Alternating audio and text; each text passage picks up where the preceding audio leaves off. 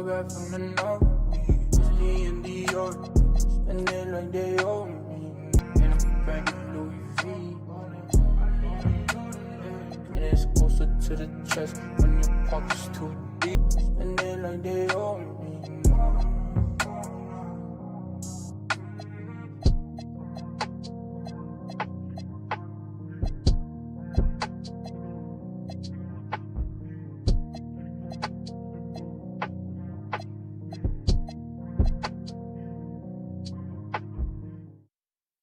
Have you ever been to London? Who you a fool for this? Who you a fool for this? Let her cook. Yeah, to all the and the $100 billers. For real, who ain't got no feelings.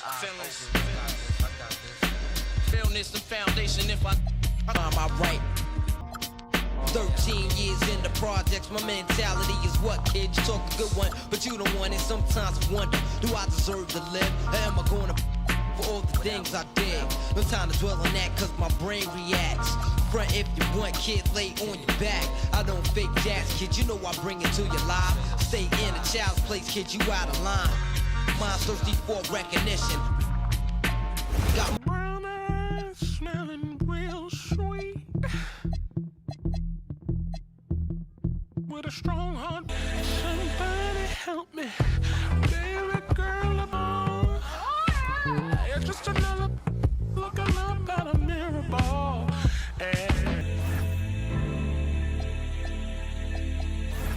Somebody help me. Can I ask the next question? Thank you.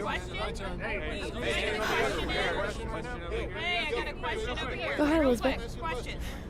Oof, big night tonight. You've been on a journey to get to this stage and join the WNBA sisterhood. Who is a player that, if you could choose, you would want to play with this summer? Look, Caitlin Clark changed the game. I've been hooping my entire life, and all of a sudden, I have friends texting me last season to see if I caught the latest Fever game. The expectations were so high. Arenas selling out everywhere she went. As a rookie coming into this league, I mean, that's the impact I want to make. I mean, she is a star in this league, and the game is better for having her in it. Have you thought about what you're going to say when that interaction happens? Wow. I wish that I could sit here and tell you that I'd be a poised young lady. But she actually came and gave a talk at my school one year, and to be really honest with you, I can't tell you a word she said. I just couldn't hear her over the sounds of my internal screams. Just like one big loud scream, just on a loop the entire time. So yeah, I'm not super optimistic about keeping my cool.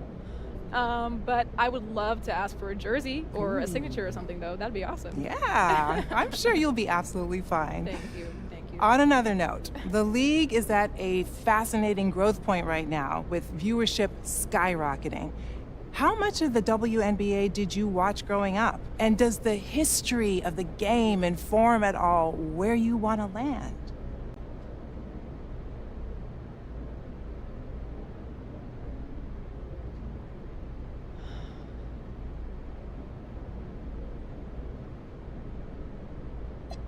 Okay. Confession time. I've probably watched Game 5 of the 2016 finals 100 times. Sparks and Lynx, that matchup was incredible. Just legends everywhere. When Maya Moore hit that turnaround, I legitimately fell off of my couch. And then Nneka swatted by Sil, but gets it back and puts it through off one foot. Iconic! I've been chasing a moment like that at the highest level my whole life. The spotlight has definitely been on women's sports these last years. How much do you think that on-court rivalries play a factor in the growth of the league? And do you think that these storylines are good for the game? Oh, I love the way that stories are being told right now. And I think that has fueled those rivalries that you're talking about. Look at Angel and Caitlin. They faced off in the national championship in college, and their fans have followed them to the WNBA.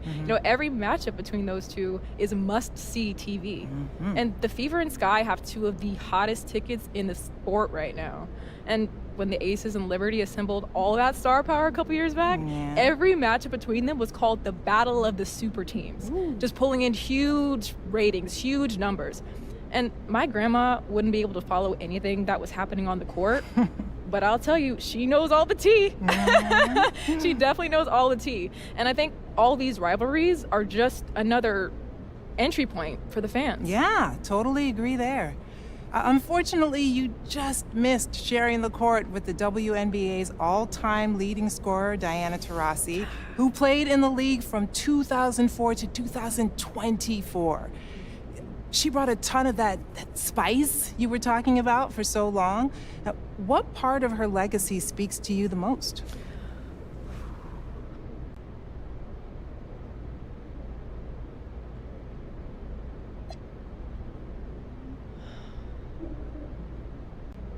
DT scored more than 10,000 points in the greatest league in the world. That is wild. 2 decades, she just kept putting up buckets. That longevity is incredible.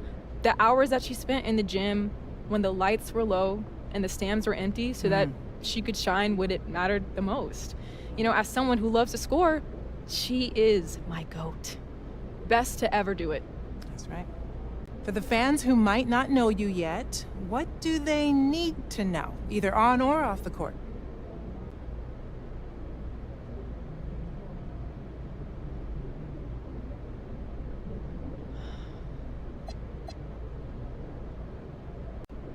Being a professional athlete is about more than just buckets.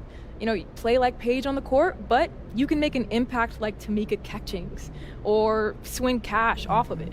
And it's so important for me to show up in the community, for me to be a role model for all these young girls and boys to look up to. I want to be a regular at the local coffee shop. I want to run a basketball camp locally every off season. When a team is drafting me, I want them to know that I plan on representing my city every moment I'm awake. I heard that. Okay, so I want to shift gears quickly for a couple of rapid-fire questions so new fans can get to know you. First, when it comes to a city, do you prefer a bigger metropolis vibe or a smaller, more intimate one? I grew up in a town where everybody knew everybody else. And, where people took time out of their day to stop you on the sidewalk and tell you had a good game, and where they know your go-to order at the diner.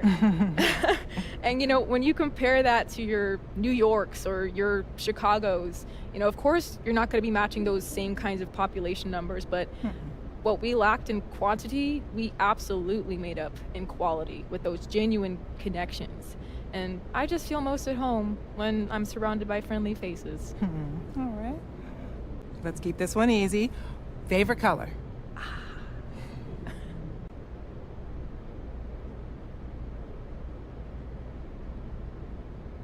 Give me bright, give me vibrant yellow. It's bold, it's optimistic, it's cheerful. When I'm wearing yellow, I can just feel myself lifted and happy. And I think, when you put that energy out into the world, that same energy comes right back to you. I like it. Okay, how about this? On a day when you've got nothing scheduled and you can just relax on the couch, what is your go-to cheat meal?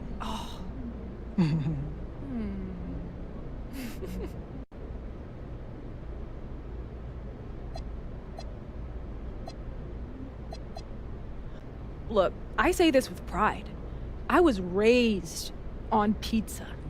It was actually a part of the food pyramid in my house growing up, at the bottom of the most essential needs. Yeah, that was pizza. And after every club game, my dad, who was our coach, shout out to the Squirrels teammates, never forget that. We would go down to this pizza shop on Main and just take down several pies. Just take it down.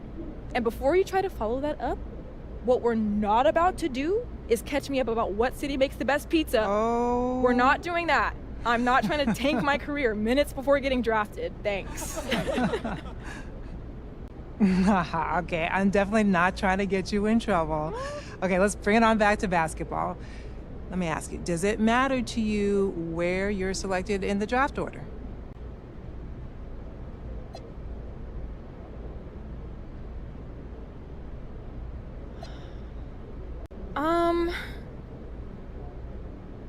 Yes and no. How is that for an answer? Look, this is the toughest professional league in the world when it comes to cracking a roster, and it just keeps getting harder and harder the further you are along in the draft order. And there was that documentary, the 144, 2 years back, and I know we're up to 156 for the Valkyries, but still. That being said, if you presented me with the option between a high draft number and a strong fit within an organization where I can really, see my game blossom while I adjust to the pro level, I would take that second option every time. Thank you so much. Thank you. Yeah.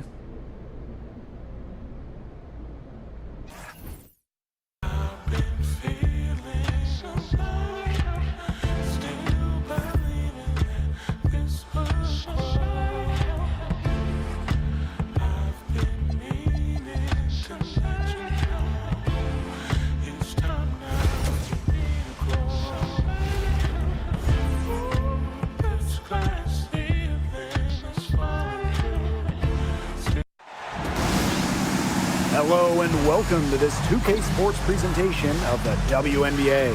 And tonight we'll see the Chicago Sky as they go up against the Indiana Fever.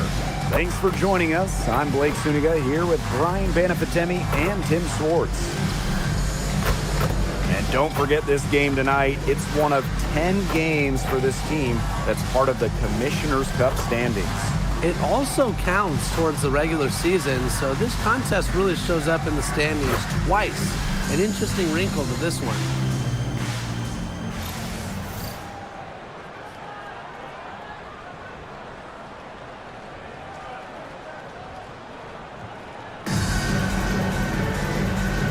Here we go.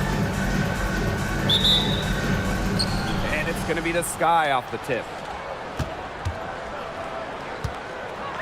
And here is Vandersloot. Pass to Cardoso. Now it's Reese. It's stolen by Kelsey Mitchell. And here's Boston. Defended by Atkins.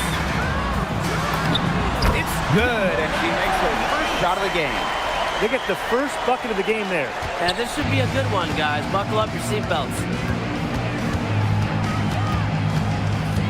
Vandersloot outside. Outside Atkins. Cardoso. Count it. Good.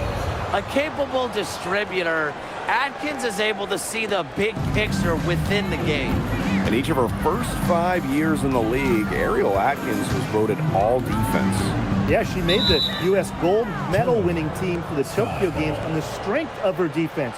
Always in great condition. Atkins never runs out of energy chasing around those guards. Here's Chicago now.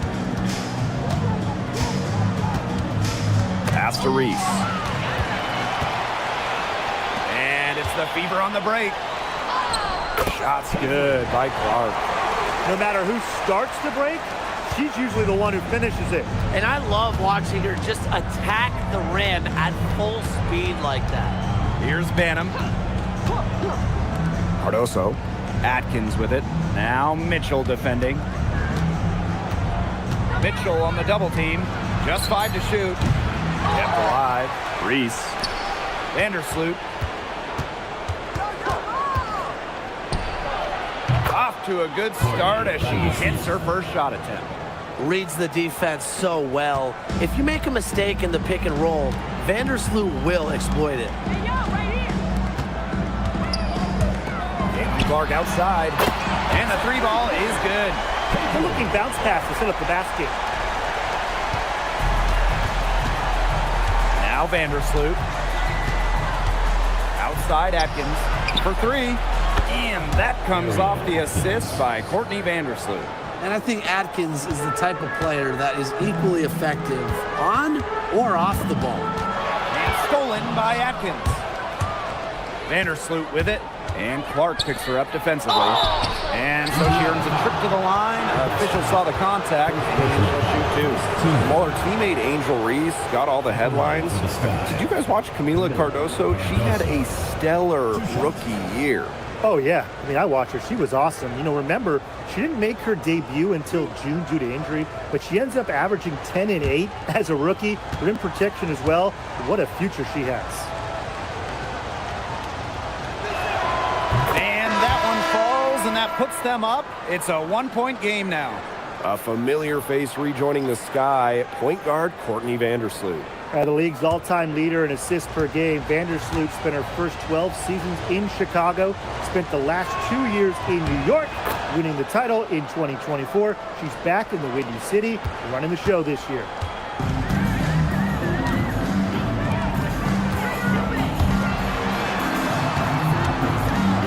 Outside Cunningham. And the fever hit again from deep. Well, Cunningham is a taller guard, which makes her a tough cover for most other guards in the league. Inside, here's Vandersloot. Terrific assist and a nice finish. Just a solid play all around. She can time her passes so perfectly. What an assist. Out to the wing. To the inside. Boston, good. It's not just the size of Boston, it's also her touch around the rim. Sky trail. Vandersloot outside. Here's Atkins. That's good. And so Courtney Vandersloot gets the assist. Just over 3.5 minutes gone here in the first.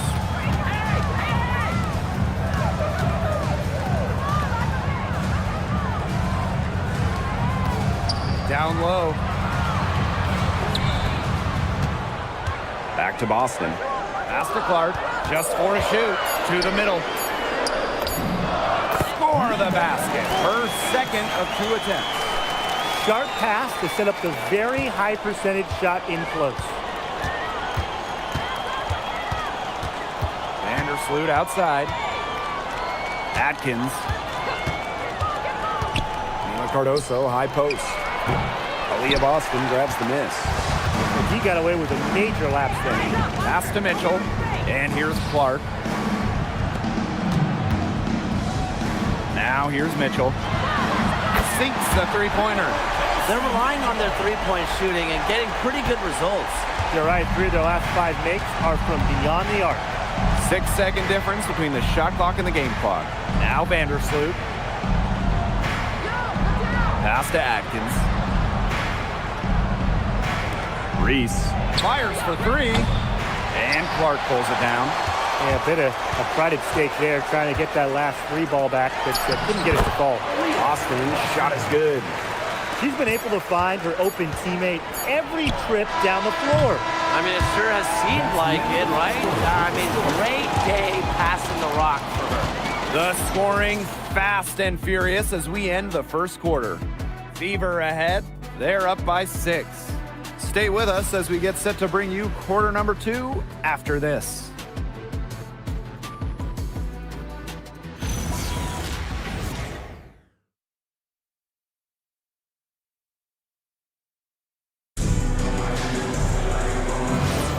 All right, the second quarter begins.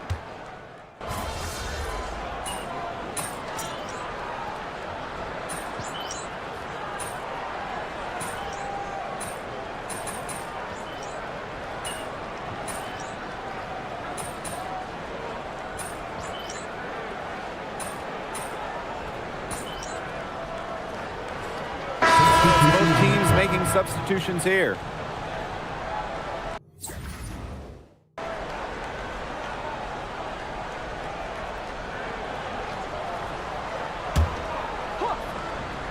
Chicago in the lead. Vandersloot outside for 3. It's hauled in by Aaliyah Boston. Indiana with the ball to end the run. Score it. Her third straight basket in 3 attempts. A quality passer at her position. Howard enjoys finding her teammates in their spots.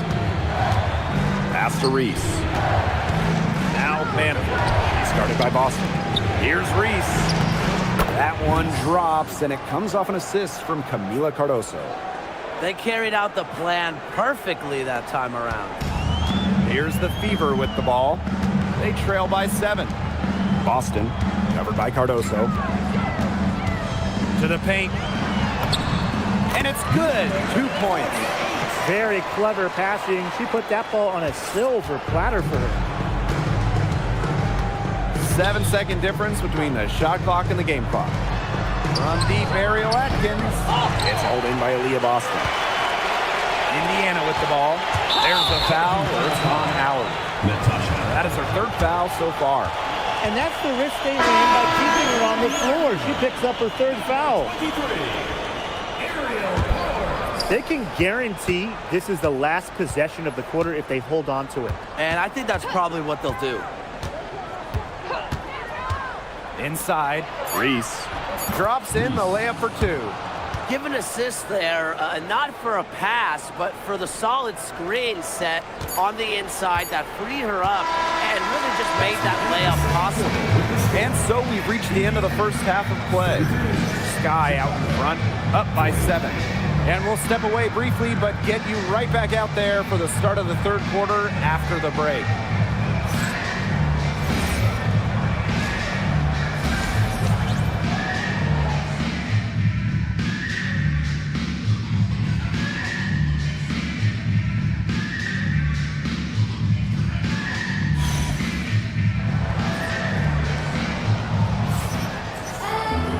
And the second half about to start in just a few moments.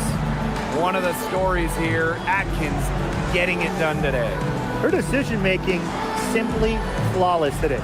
Nothing but quality shots from her in the first half. She wasn't forcing anything. Yeah, but I think here in the second half, they may want her to be a little more assertive and start taking more shots, even the tough ones. Now the second half about to get started up again any moment. And you can't understate the importance of this game. Both teams with a shot at advancing. That's what makes it so interesting. I love the addition of this tourney, and the players seem to like it as well. Well, as for them being behind in this game, you certainly can't put any of it on her shoulders. She's been tremendous offensively. Here's Vandersloot. Outside Atkins. Courtney Vandersloot for 3. Reese controls the rebound and puts it back up and in. Great job of crashing the offensive glass. Now she stayed with it for some hard-nosed, tough basketball. Mitchell, shots good. A volume three-point shooter. Mitchell can hurt you from beyond the arc, especially from the corner. Pass to Reese. Atkins, picked by Reese. Vandersloot outside. No good on the 3. Yeah, the great shooters, they know when they've got enough opening to go for the 3. I didn't think it was a bad choice there. Yeah, not very good defensive coverage that time, but you got lucky. This is the pure shooting ability of Mitchell at work. Allows her to score right off the pass. And a return to the playoffs for the Fever in 2024. It was a huge step forward for the team. For sure, snapping a 7-year hiatus. And what's incredible is before that, the Fever went to 12 straight postseasons from 2005 to 2016. So this is an organization that is used to winning. Pass to Cardoso. Banham. Chalk up 2 right there. Yeah, she's played an important role in her offense today, and really without her, they might not have the lead right now. Clark outside for the tie, and another 3 for Indiana. They've given up so many threes today. Their defensive rotations on the perimeter have been abysmal. Time called here. The Sky decide to talk it over.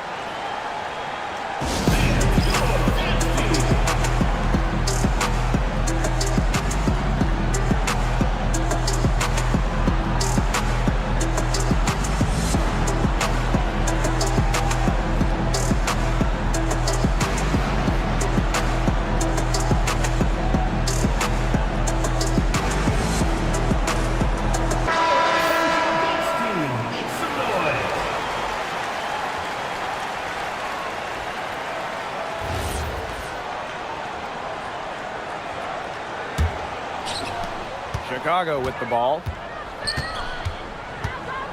Outside Reese. Pass to Cardoso. Atkins. And so it's going to be a 3-second violation there on the defense. At the line for the Sky, Rachel Banham. Mind the lanes. Mind the lanes. One shot.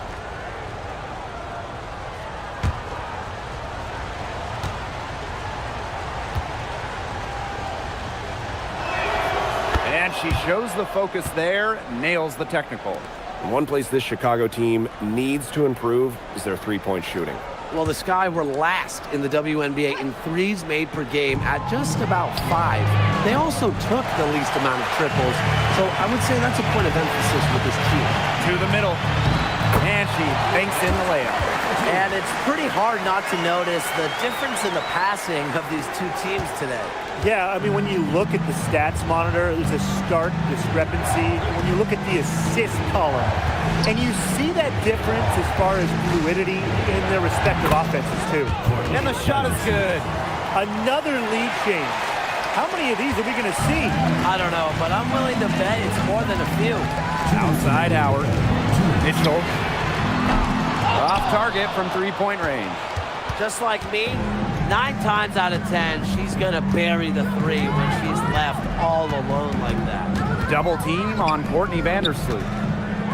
Down low. And a basket by Cardoso.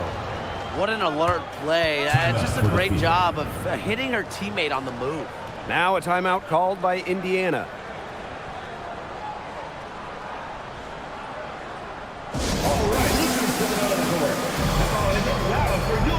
And the Sky making a change here.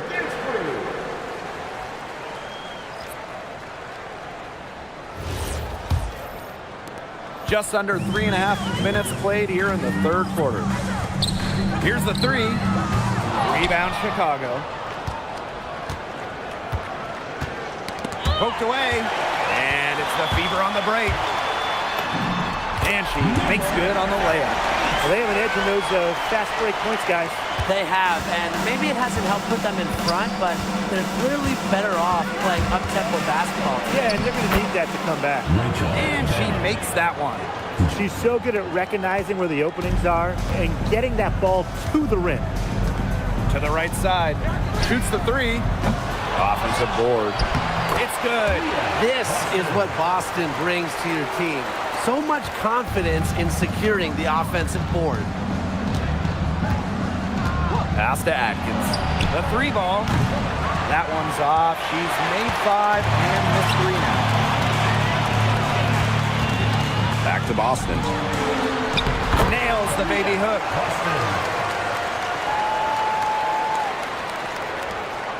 Chicago trailing here. It's 9 seconds separating the shot clock and the game clock. Vandersloot for 3. It's hauled in by Aaliyah Boston.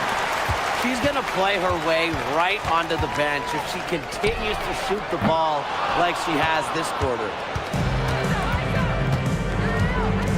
Pass to Atkins. Williams. Here's Banham. Takes the 3. The shot, no good. And as we finish the third quarter, it's still close. Both teams trading buckets. The Fever on top, up by 1. And thanks for joining us again as the fourth quarter of play is set to get rolling. It's been a close battle to this point. Here's Ramsey. Launches it. Here's Cardoso. And she drops it in from the low.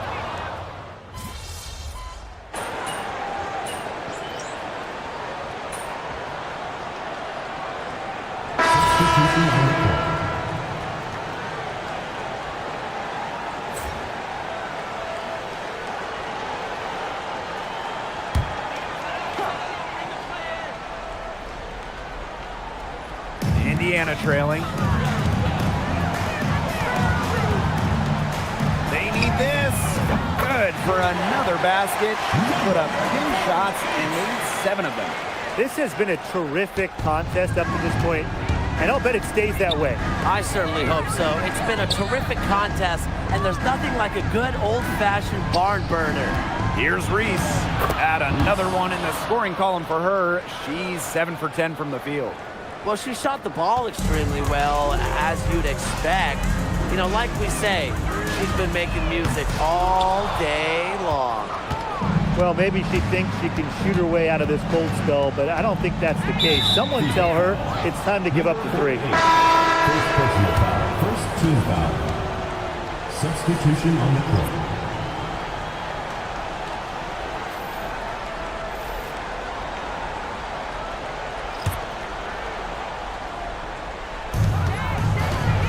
To the inside.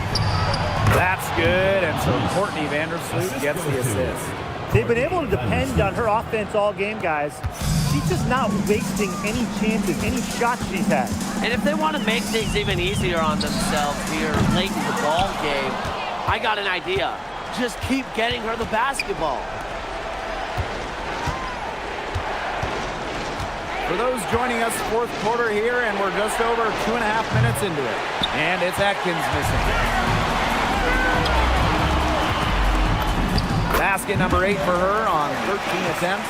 That's a 62% clip so far. And really, guys, it's been an exceptional performance from her from the field.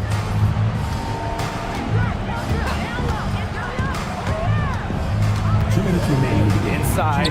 Cardoso. For the basket, it's number 6 for her this game. 6 for 9, and that's 67% shooting. And here's Indiana. It's a 10-point game. On the wing, Kelsey Mitchell. Shoots. Chicago with the rebound. If you're just tuning in, welcome. We've played about 3.5 minutes into the fourth quarter here. Boston with it. Ball is too low. The ball goes to Chicago.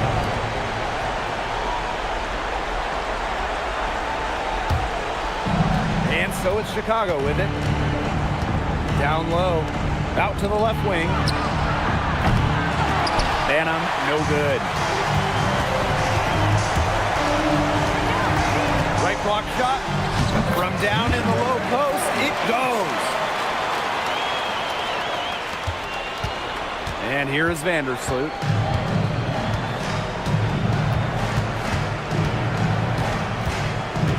Pass to Banham. And here's Reese. Shot clock at 6. Vandersloot, shot is good. And Vandersloot can make this shot, especially when the defense isn't guarding her very tightly. Clark outside. To the wing on the left.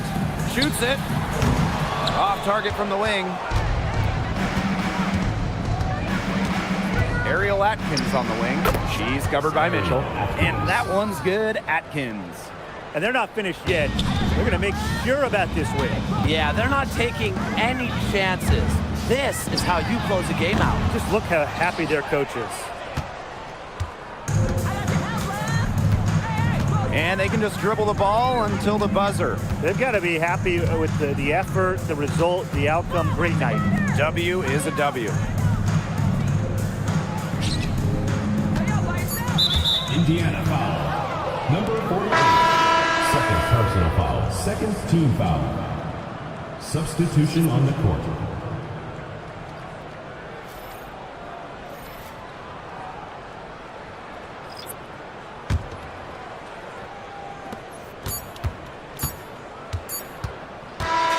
No problem for Chicago as they get the win. This was a very strong showing for them. Not necessarily a runaway win, but one they'll feel very good about. Well, guys, anytime you can go on the road and win in the fashion they did, you should feel good about it. A really outstanding.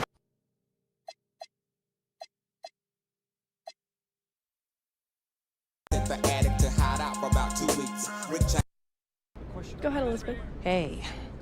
When the Chicago Sky and the Indiana Fever match up, it is one of the hottest tickets in sports. What does it feel like to be part of this growing rivalry? Oh, it's so cool. These are franchises that have so much history, but you can see just how much one player can impact a team. There is nothing on the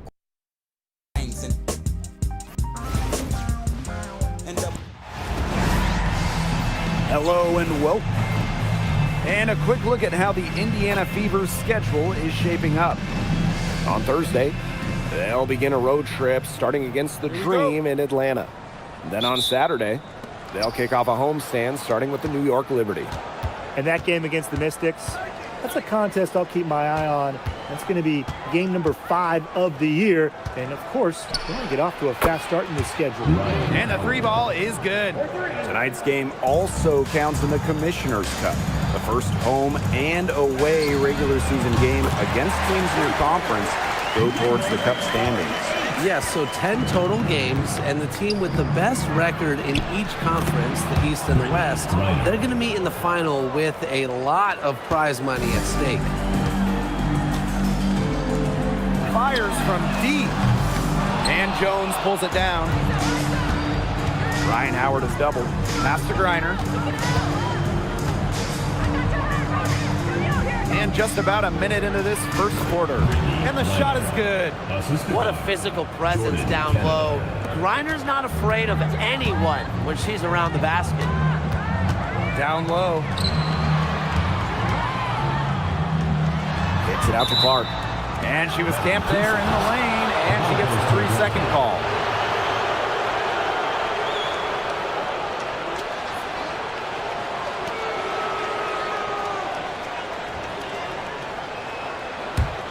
When the Fever won the 2024 draft lottery, I think everyone in the world knew who they were going to take, Caitlin Clark. Yeah, she's already had a massive impact on the Fever and the league. On the floor, Clark's passing and limitless range are just tremendous weapons offensively. And then off the floor, I mean, I think the Fever might be the hottest ticket around the W. Now here is Canada. Pass to Griner. Over Boston. Knocked away. And that'll be Atlanta's ball as it goes out of bounds. Dream able to keep the ball here.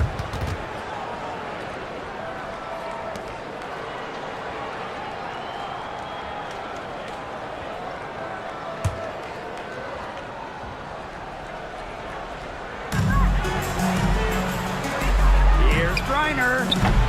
No good on the 3. And it's the Fever ball. Lays it up and banks it in.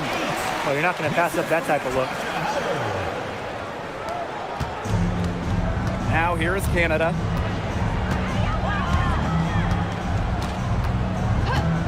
Gray outside. Reiner. Yep, that one goes. She's hit the ground running here in the first quarter and just has put together a nice quarter offensively. Boston outside. Clark. From outside the arc. A rebound by Gray. And here in the first, approaching 3 minutes played. Outside Canada. Pass to Howard. The 3 is up. Offensive rebound. She hangs in there and cashes in on the second chance points. And that was some excellent positioning from Jones on the offensive glass, getting herself room to grab the ball and send it back. 2 minutes remaining in the first. 2 minutes. Clark outside. Here's Mitchell. Clark outside. Clock at 6. Boston. Guarded by Jones. Fires at the elbow. And it's wide right. Hits off the rim. Atlanta in the lead.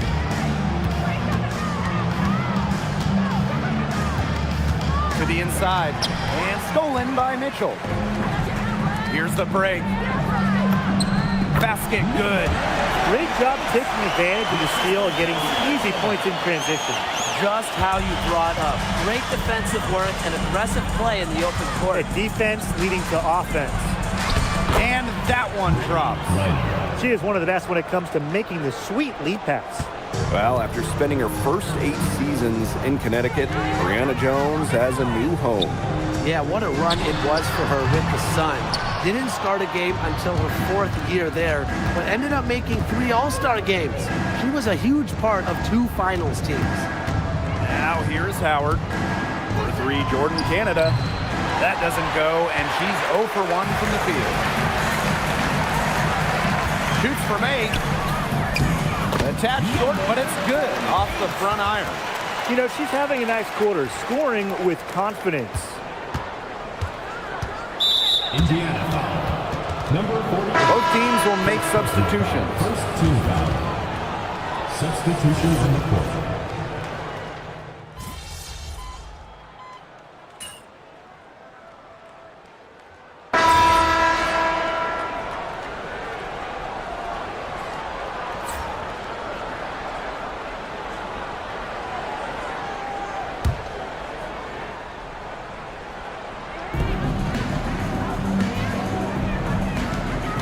Here's Hillman.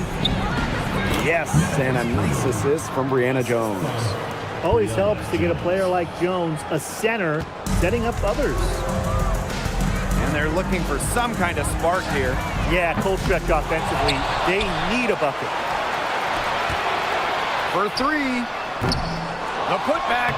It's good on the putback. Good work on the boards. Allowed them to get multiple looks on the same trip and really made the defense work. Here's Gray. She hasn't scored yet. That, I'm sure, will change. Howard up top. Three-pointer. The Fever pull it in. They can guarantee this is the last possession of the quarter if they hold on to it. And I think that's probably what they'll do. Howard misses. Yeah, her touch has deserted her this quarter. Nowhere to be found. Here's Howard. And the release was before the buzzer, but it's off target. That'll do it for the first half. It's the Dream. They're up by 9. And don't go away. We'll be back momentarily.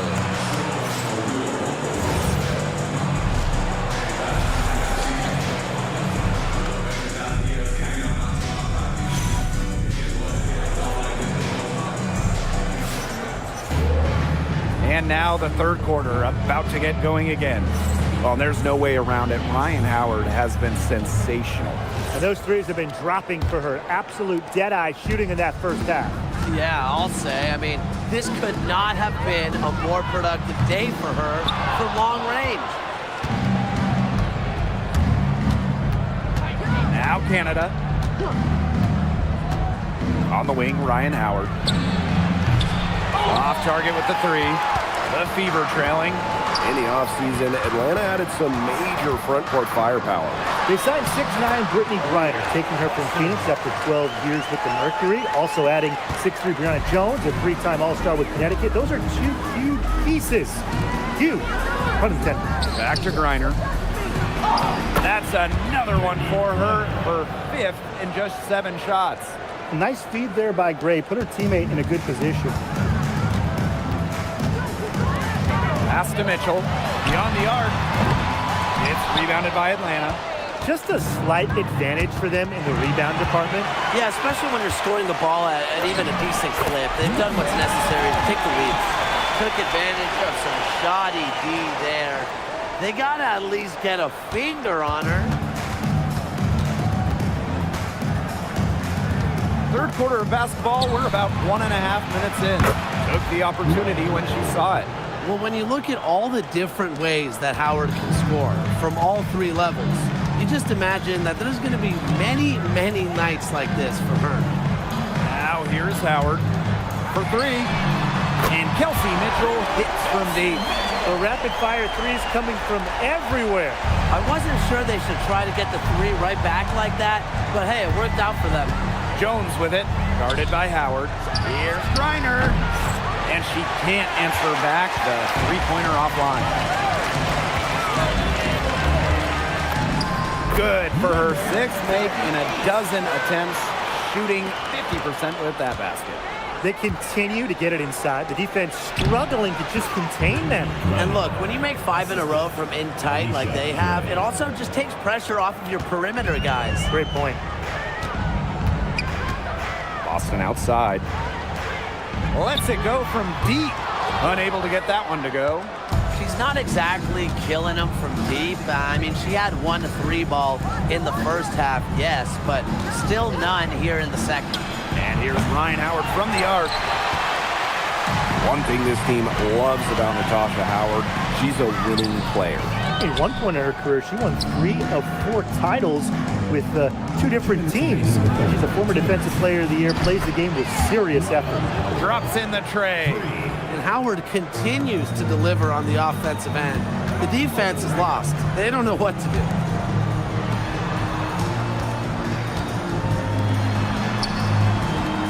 Launches it. A rebound by Ryan Howard. You can't let your ego run on offense, and you can see she really wanted to answer that made 3 with a 3 of her own. Heads up, aggressive play right there. Saw the smaller defender on her and took it straight to the bucket for the easy 2. Time called here. The Fever decide to talk it over.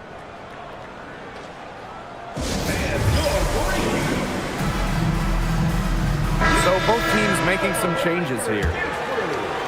In the third quarter with just over 3.5 minutes off the clock.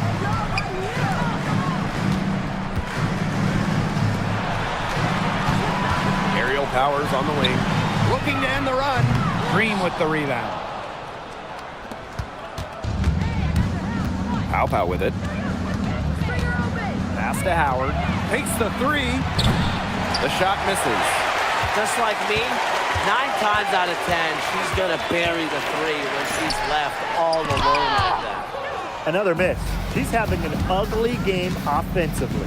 Now Jones. Basket is good. The assist from Alicia Gray. The ball movement on this run has been fantastic, and it's a big part of why they've been able to get good looks. Absolutely. The defense unable to react quickly enough to deal with their passing. Now here's Clark. Still getting warmed up offensively. No buckets yet in the game for her. We've got a 9-second difference between the shot clock and the game clock. Yep, that goes. And even against stiff interior defense, Howard stays committed. She never even thought about giving up on the play. Buries the long-range jumper. Her first 3 of the half, second of the game. Can she heat up? Pass to Pow. Gray. And here's Pow. Now Howard. Here's the 3. The shot, no good. And as we end the third quarter, a double-digit deficit will make it tough to come back. Dream out in front. They lead by 13. And right after this, we'll bring you the start of the final quarter here on 2K Sports.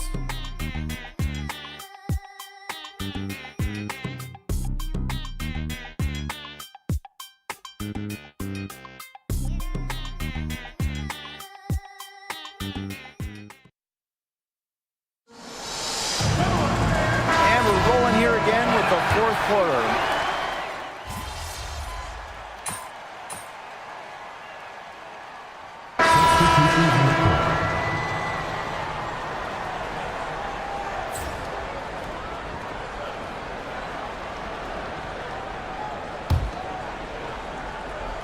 Atlanta leading. Outside Canada.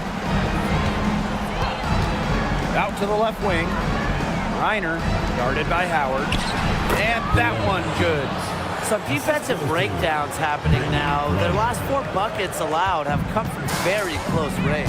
And giving up these high percentage shot attempts, it's not going to get it done. They need to figure it out.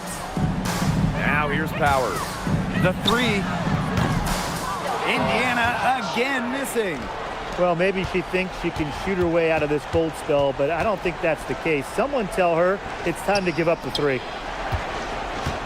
Outside for Pow. Good. And the assist goes to Brittany Griner. Well, with her height, Griner, a clear view of the court, and allows her to spot open teammates. Outside McDonald. On the wing, Kelsey Mitchell. Can they get it? That's another one for her. Her 5th in just 7 shots. Right back at you. They immediately get those 3 points back. Just trading punches from long range. It's been a heavyweight fight. Now here's Canada. Atlanta calls timeout.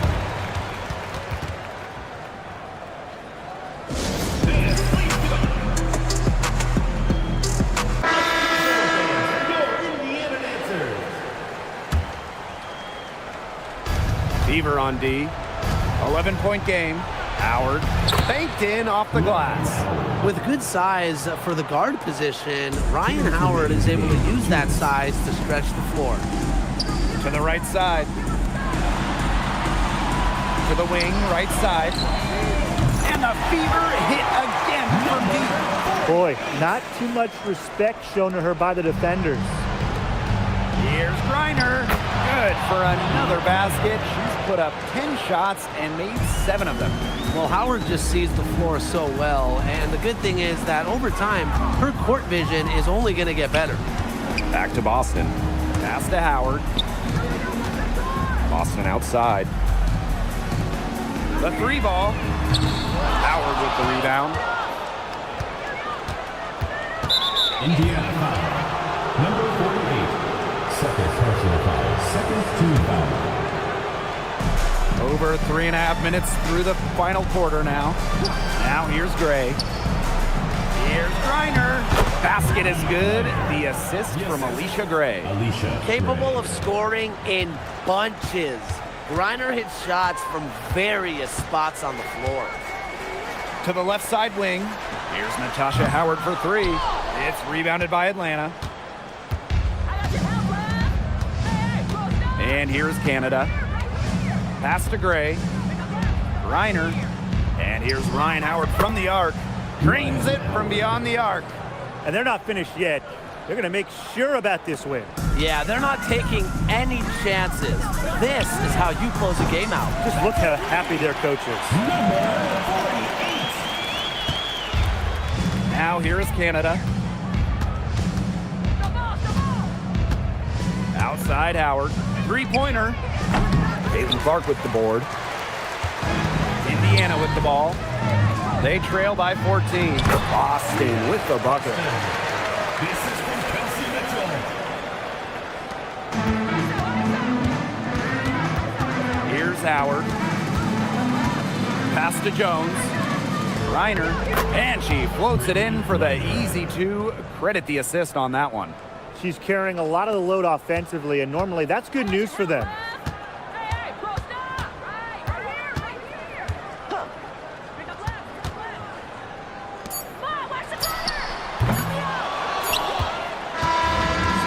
Problem for Atlanta as they get the win. A solid win on the road for them. This building was dead silent by the time this one wound down. That's what you want to do. Take the crowd out of it by crunch time. Don't give...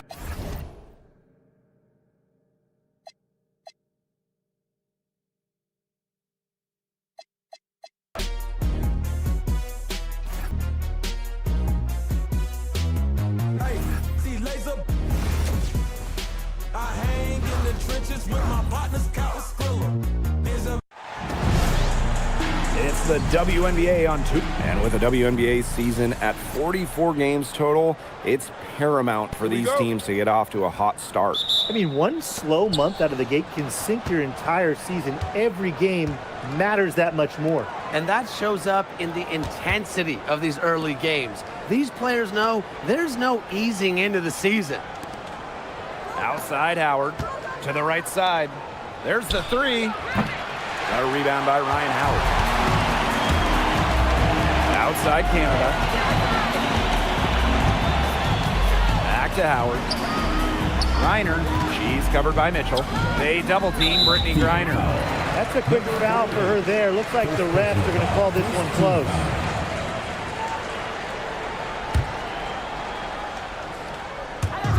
And Atlanta has possession. Outside Canada. Double team on Jordan Canada. A 3 from Alicia Gray. Pass to Jones. Out to Gray. From outside the arc. Here's Griner. Great to see Boston using her length defensively. So good at altering shots. Always nice to get the first lead of the game. Yeah, relaxes the team a little bit when you're not having to play catch-up right away. And last year, the Dream made the playoffs for the 2nd straight season. Yeah, remember they missed 4 straight postseasons before that. So Atlanta, I would say, is headed in the right direction. The addition of Ryan Howard was a huge reason why. Now here's Gray. Back to Griner. Wide open look. And good as it rattles through the hoop. Man, oh man, if Griner gets going on her jumper, it's good night. Too many options for her offensively. Caitlin Clark with the three. Off to a good start as she hits her first shot attempt. Intelligent passing to make that basket possible. Right side, Howard. There's the triple. It's hauled in by Boston. And we're about 2 minutes into the first quarter. To the paint. Howard, that's good. Once Howard collects inside, just one thing on her mind: score. Pass to Griner. Good, and Jordan Canada gets the assist. What an excellent assist. It really led her to the perfect spot. Over to the wing. Fires for three. And another three for Indiana. I'm not the biggest fan of that shot, but guess what? She had the space to get it off, so why not? And she floats it in for the easy two. Credit the assist on that one. Assisted by Jordan Canada. Indiana trailing. Outside Howard. Out to the right wing. Lets the three fly. It's good. It's her second basket. She's shooting 2 for 4. And if you leave anyone that wide open, you're just asking them to punish you, and they did there. Almost an impossible shot to block in the post. The defender can't give up that much size inside and expect to get a hand on it. To the wing, right side. From past the arc, buries it from three-point range. She's hit the ground running here in the first quarter and just has put together a nice quarter offensively. That one drops for her. Some defensive breakdowns happening now. Their last 4 buckets allowed have come from very close range. And giving up these high percentage shot attempts, it's not going to get it done. They need to figure it out. Atlanta with the ball. They trail by 1. Knocked away. And here comes the break. Pass to Clark. Boston outside. Howard. Beyond the arc. Nice. 4 for 7 from the floor with that shot. That's a dozen straight points coming off of threes. Yeah, they're having free reign from beyond the arc. The defense is, I'm going to go out on a limb and say, non-existent. Took the opportunity when she saw it. Yes, Bray wanting to respond. We've seen her shoot it from 30% for a season from deep. From the baseline, and she nails the jumper. She is just tearing it up this quarter, and I don't think this lead is going to go anywhere while she's this hot from the field. Now here is Canada. Quiet so far offensively, searching for her first points of the game. Takes the three. It's hauled in by Aaliyah Boston. The Fever leading. That's her 6th make from the field. She's taken 9 shots and missed only 3. Yeah, you know how a lot of people talk about flipping the switch? Well, her switch has definitely been flipped to on in this quarter, guys. I mean, just dominant scoring. Both teams on fire right now from the opening tip. This is going to be an entertaining game of basketball today, folks. I think that much is obvious. Get the popcorn ready. The first quarter all wrapped up, and it's been an exciting game so far. Fever ahead, leading by 3. And quarter 2 will get underway just after this short break.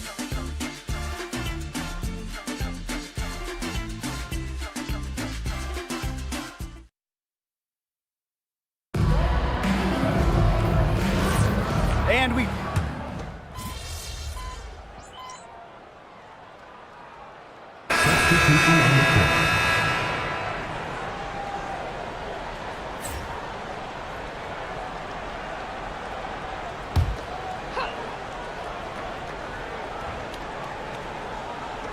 And so here's Atlanta. They've led by as much as 10. And that one's good, Jones. He's coming to life after a slow start in the first quarter. Judging by the atmosphere here in Atlanta, these fans are especially fired up for this matchup. Well, it's clear there's something a little extra on the line tonight. From the feeling in this building, this matchup seems personal. It's rivalry time. And for the Fever, this has been a tough matchup right now, losing the season series against Atlanta. Pass to Pow Pow. Now here's Griner. She's guarded by Boston. Here's Pow Pow for 3. Rebounded by the Fever. It's 9 seconds separating the shot clock and the game clock.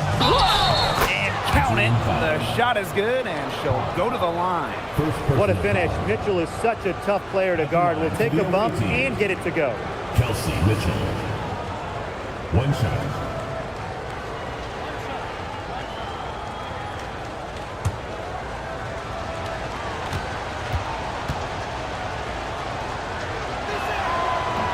Well, what's great about Kelsey Mitchell's offensive game is her ability to score from multiple levels. It means the defense never gets a break from guarding her. Howard with the ball.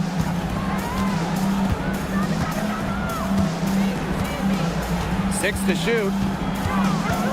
Right wing. Canada for three. The shot, no good. And so it's a close game as we wrap up the first half of the play. Dream out in front, leading by 4. And join us right back here after the break for the start of the second half.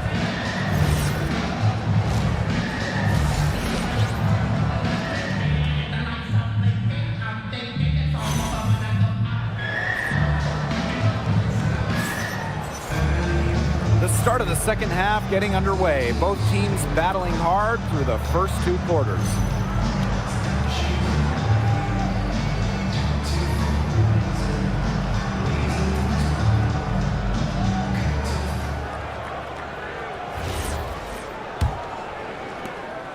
Atlanta in the lead. Here's Griner, and a great assist by Jordan Canada, and that one falls in. Capable of scoring in bunches. Griner hits shots from various spots on the floor. Well, no one has blocked shots like Brittany Griner, a one-of-a-kind defender. I mean, she led the league in block shots in each of her first 8 years in the W. And it's about more than just her length. Griner just reads the game so well, is such a high IQ player. For 3, Ryan Howard. Aaliyah Boston grabs the miss. To the left side wing.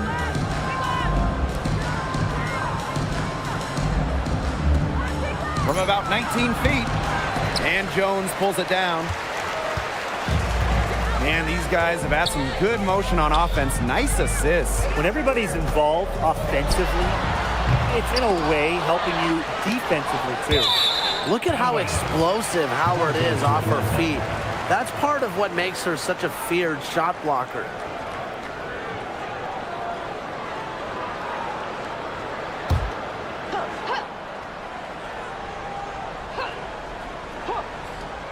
Here's Howard. Yo, watch this. Inside. It's stolen by Kelsey Mitchell. Out to the wing. Let's go with a 3. Cans it from downtown.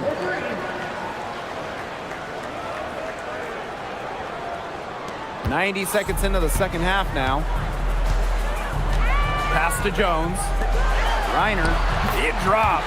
That's her 9th field goal of the contest. A blistering hot 9 for 11. Indiana trailing. Out to the left wing.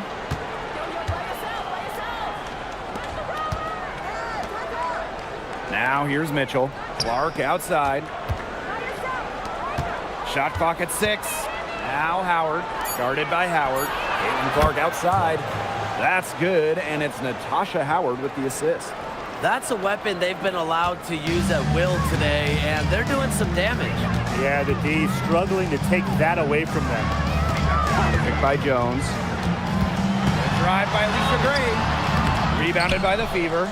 There was just enough defensive pressure to get her off balance. In the offseason, the Fever were aggressive in pursuing veterans.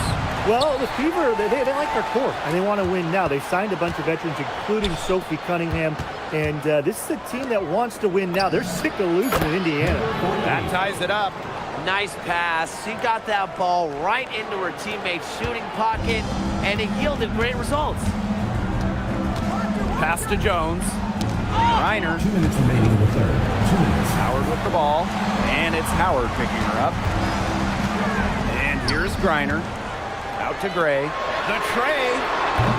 That shot off. I thought that was going to drop. It looked good from here. Look good here, too. I'm as shocked as you. For the lead. It's good. It seems that every pass they make is leading to a score here. Just phenomenal ball movement. Everyone's looking for the best shot, and it's paid off during this run. Pass to Jones. Pick by Jones. Here's Gray. Alicia Gray, another miss.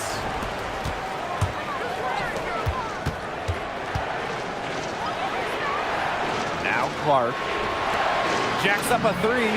Nailed from three-point land. All these threes they're giving up have really been the driving force of this run. And the points, they add up in a hurry when you give them looks from deep. And the dream call time here. Home and away, fans came out in droves to watch Caitlin Clark. I mean, we've had teams move venues to increase capacity. Caitlin Clark is quite the draw. Everybody just wants a glimpse.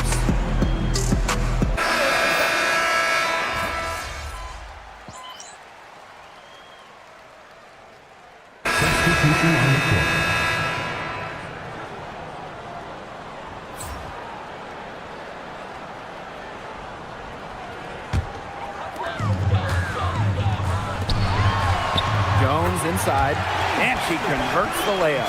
These inside looks are what Jones is all about, and she knows how to outwork the defense. The three, and the Fever hit again from deep. These defenders are putting up very little resistance to the three-point shot. And it's killing them. 4 of the last 5 makes coming from long range. And it's good. 2 points. They're not rotating quickly enough on defense down low. They've got to provide more resistance inside. McDonald, covered by Walker Kimbrough. The three ball. Not going to go that time. The dream trail. Gray in the post. Howard's there. And it's Gray missing. That's the kind of D that's needed when she's got the ball near the hoop. They were all over her. Count it. What a top-notch game she's having. And really, she's got her team in front. And it sure seems like she's going to keep them there if she can continue to play like this. Atlanta calls timeout.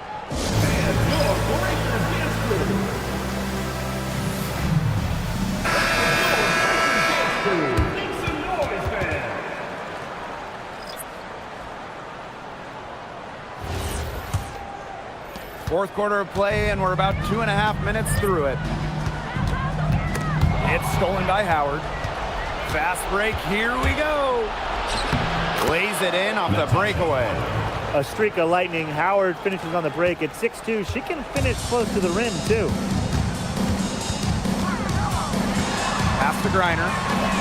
That's good, and it's Ryan Howard with the assist. Well, she's been a bright spot in what has otherwise been a little bit of a struggle for this team. Now a timeout called by Indiana.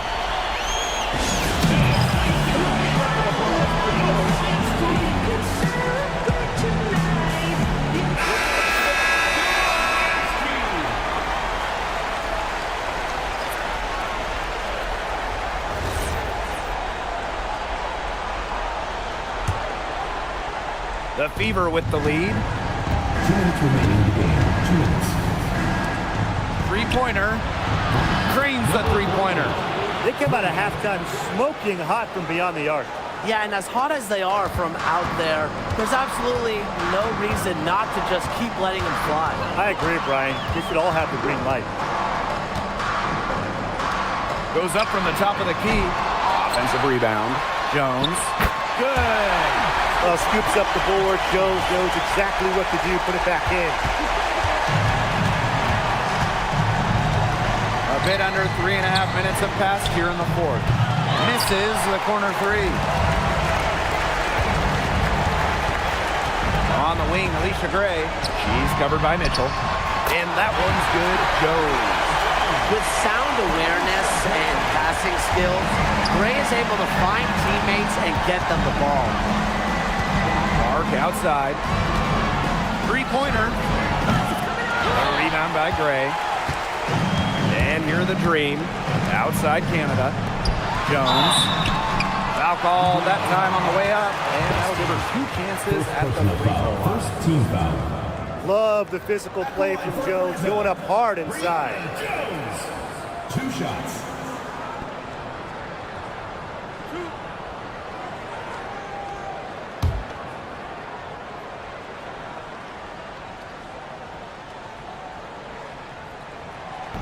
And she cannot get the first one to drop. Tough one to miss. You just got to love the old school nature of Jones's game. 6'3", doesn't take a lot of threes, knows her role, interior scoring and defense.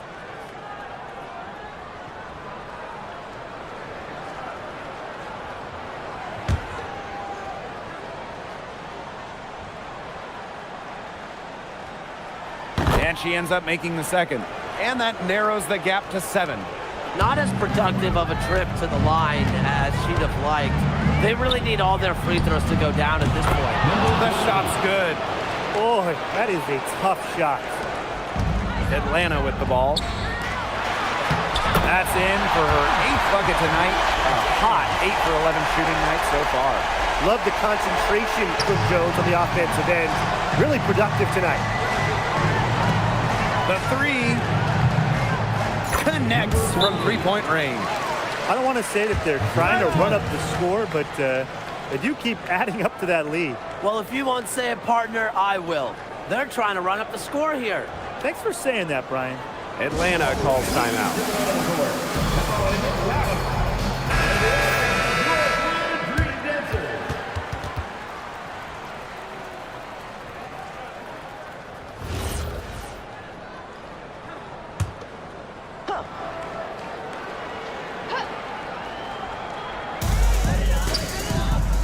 Outside Howard. Off target with the 3. To the inside. And she uses the glass on the layup. And really, guys, it's been an exceptional performance from her from the field. Now 5 seconds separating the shot clock and the game clock. Got a piece of it. And they can just let the clock run out here. Can't argue with it. Just get the W. Get home. Gets it to go from downtown.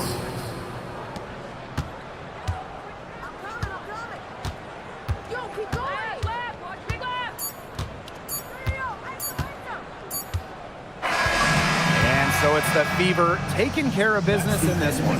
And they came in here and took care of business like they were the home team. They really did show some mental fortitude. They were never rattled at all by the opposing fans. So that's going to do it for this one, folks.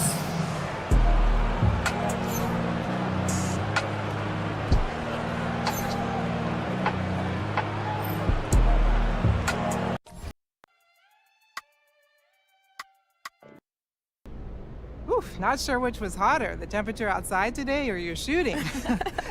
You beat the old mark of 9 threes, which earned you a spot in the record books. Have you cooled off yet?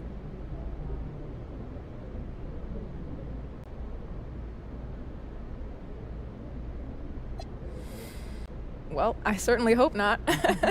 I'd like to do the same thing next game. Shooting is just one of those streaky things where just sometimes it feels like you can't miss, and today was one of those times. Kelsey Mitchell, Jewel Lloyd, and Kelsey Plum are some of the best shooters in the league. They were all tied for the previous record. Where do you slot in with this group? I think as long as the 4 of us are still playing, no shooting record is safe. I broke it today. Jewel could go out and break it tomorrow. Plum could go out and break it next week. That's just what shooters do. All right, thank you.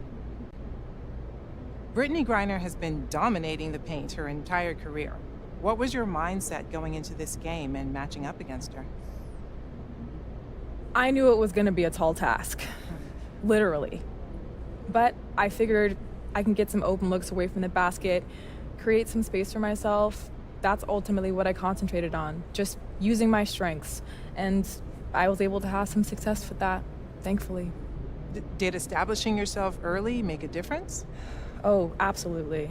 Absolutely. Playing against someone as good as BG, it's so important to try and get yourself into a rhythm. And I was hesitant to take it inside, just to drive it to the rim, just because of how good she is at blocking shots. So I felt if I could sink a few jumpers early on, I could rely on that, and it worked out for me. Great. Thank you.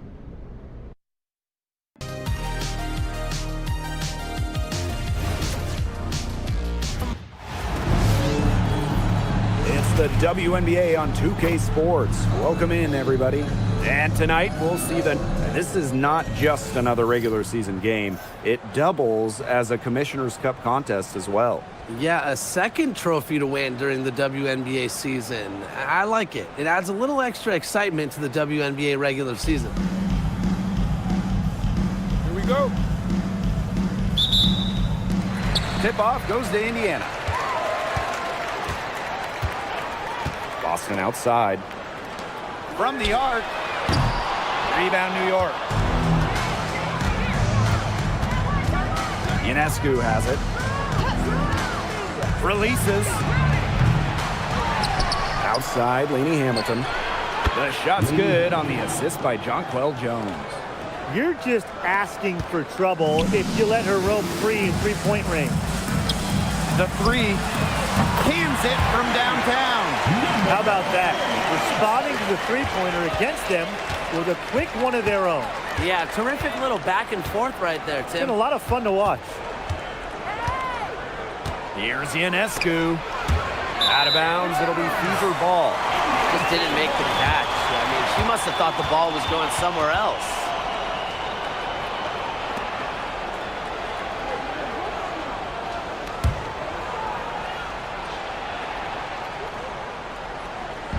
And it's the Fever ball. To the left side wing.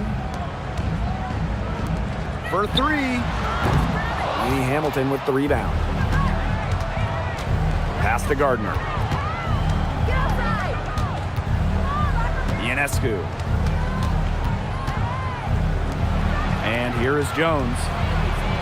Off to a good start as she hits her first shot attempt. Just shrugging off the contact, making it look easy. Jones is showing off the strength. We know basketball is big in Indiana, and man, do they love the Fever here. This place is normally sold out these days, massive crowds with tons of energy. This might be the best home court advantage in the W. And the offense, 3 of 4, a solid start to the game, if I say so myself. Shoots. Not happening with that shot. She's put up 5 and made 2. Outside, Lainey Hamilton. Pass to Jones. Off target from outside. Mitchell outside. Now here's Clark. And the Fever hit again from deep. A wide open 3. They need much better communication defensively. And they double up Sabrina Ionescu. Jonquel Jones from long range. On an open look like that, she's just got a gift for making the weak coverage pay. That's a surprising miss. She's almost always deadly when she's that open, even from way downtown. Lets it fly from 18. And again, it's Indiana converting. Nice touch by Boston, controlling her power. And here in the first, 3 minutes in. Here's Jones. Nice work on the boards, paying off with the basket. It's hard to find fault with anything she's doing this quarter. Well, offensively at least. Out to the wing. Let's go with a 3. Lainey Hamilton with the rebound. Well, they're in the lead, but she's still been frustrated offensively. Ionescu outside. Picked by Jones. Puts up a 3. And the rebound goes to the Fever. To the inside. Here's Clark. And she banks in the layup. That's exactly what they're going for in that possession. The Liberty Trail. Hey, that couldn't be more obvious. Caitlin Clark has had an incredible impact on the Fever. Well, just look at the individual numbers. Led the league in assists, second in minutes played, and the team impact during her rookie year, they ended an 8-year playoff drought. From outside the arc, buries it from three-point range. I saw a little confusion amongst the D as to who was supposed to be guarding him. Jones outside. Tried to answer back, but that three is off the mark. Pass to Mitchell. Here's Hull. Boston outside. Caitlin Clark with the three. Yes, great play by Aaliyah Boston to set it up. They're setting the tone early with their three-point shooting. Yeah, that's 5 3-pointers made already in just the first quarter. I mean, they're off to one heck of a start. And 5-second differential between the shot clock and game clock. Pass to Ionescu. That three off the mark. This quarter's not going her way. Still scoreless. And here's Hull. Now here's Mitchell. And the Fever hit again from deep. They couldn't have dreamed of a much better start than they've had here tonight. Yeah, they came in with a tremendous offensive game today. It's worked perfectly, and what a lead they already have to show for it. And you got to give credit to this coaching staff as well. They came into this game prepared perfectly. So as we end the first quarter, already a double-digit ball game. Fever ahead. They lead by 11. And quarter two will get underway just after this short break.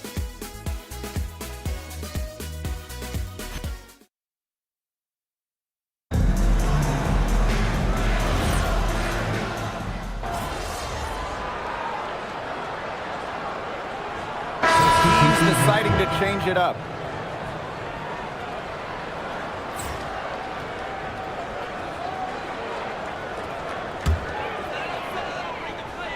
Here's Boston. 6 points for her. The three bangs home the trifecta. Can they make some sort of defensive adjustment? Because guess what? She is killing them from three-point range. And even when they have closed out on her, she's still knocking them down. I mean, this is just an unbelievable performance we're seeing right now. Their field goal percentage is now over 50%. Their offense is coming around. It's a good sign, too. I mean, they stumbled out of the gates, you know, they're kind of tripping up a bit, but they're looking to regain some ground now. Not a clean start. And it's New York's ball, trailing by 13. Pass to Gardner. Good, and Sabrina Ionescu gets the dime. Defensively, they're on their heels every time the ball comes inside. And if they don't start showing some aggression, things are just going to get worse.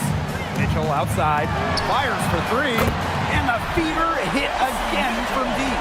That's a dozen straight points coming off of threes. Yeah, they're having free reign from beyond the arc. The defense is, I'm going to go out on a limb and say it, non-existent. Now Gardner. Picked by Misaman. And she gets it to go, hitting off the back of the rim. And so that brings the first half to a close. Fever ahead. They lead by 12. And we'll step away briefly, but get you right back out there for the start of the third quarter after the break.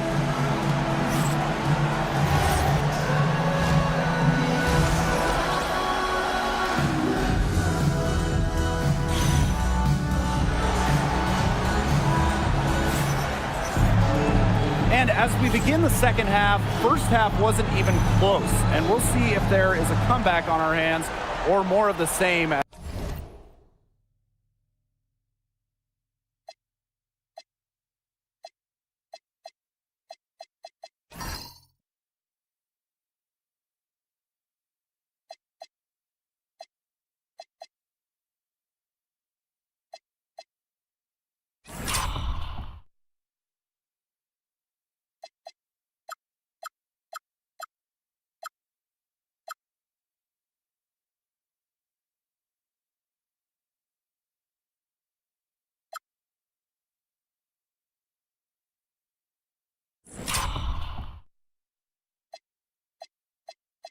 As we get the third started.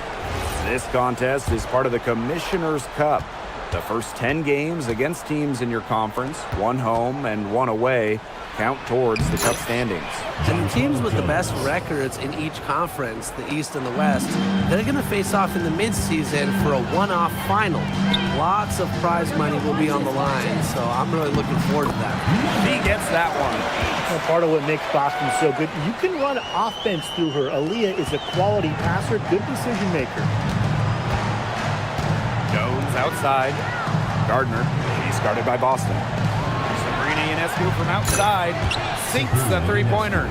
There's no excuse for leaving a shooter like her open beyond the arc. None. Past the hole, beyond the arc. That shot is good on the assist from Caitlin Clark. They've given up so many threes today. Their defensive rotations on the perimeter have been abysmal. Jones misses. They had some box coverage that turned into no coverage. And when she's open like that, you don't see her miss that sort of look very often. Kicks it out to Clark. Mitchell. Here's the three. Drops in the tray. And their shooting percentage continues to climb in the second half.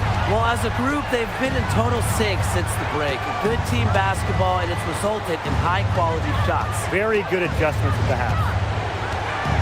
Pass to Ionescu. Fires from deep. It's hauled in by Boston. Surprising miss, wouldn't you say? I mean, she usually devours those wide-open opportunities. Well, it's hard to stay healthy, and Aaliyah Boston's done a great job of being available. Well, she didn't miss a game during her first 2 years in the league, which is pretty incredible, playing more than 30 minutes per contest. But Boston doesn't just show up. She plays hard. Picked by Jones. And there's the foul. It'll go on Clark.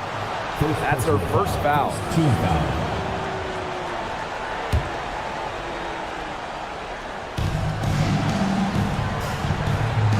Here's Ionescu. To the middle. 6 on the shot clock. Good work there as it goes. There are so many skills Ionescu has offensively, but her feel for the game, knowing when to dish it, it's just simply incredible.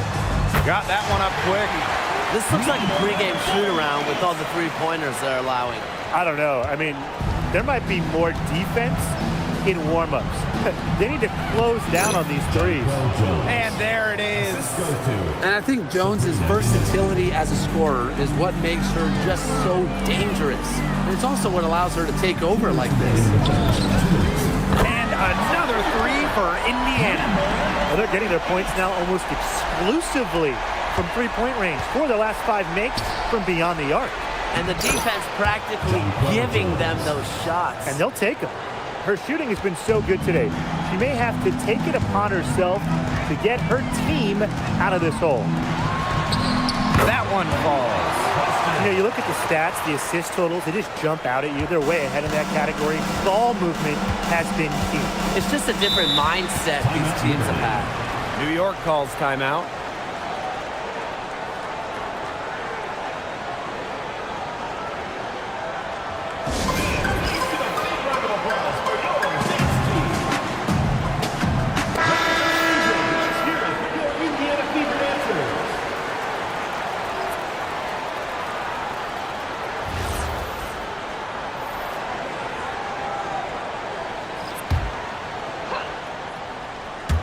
Second half here, and we're just over 3.5 minutes into it. Ionescu. Pass to Cloud. Back to Leanie Hamilton. Good on the triple. Nice offensive awareness to exploit that lack of coverage. One item that stood out is their ball movement. Things are definitely clicking, and more importantly, it's tough to defend. On offense, here's the Liberty. It's a 16-point game. Pass to Misaman, and they double up Emma Misaman. Cloud outside. And it's off from three-point range. Indiana with the ball. Earlier in the game, they had a 19-point lead. Here's Boston. Oh, yes, she did. 5 up, 5 down for her so far. Yeah, nice play there. Boston is a dominant presence in the paint at both ends. Here's Misaman. Up and in on the layup.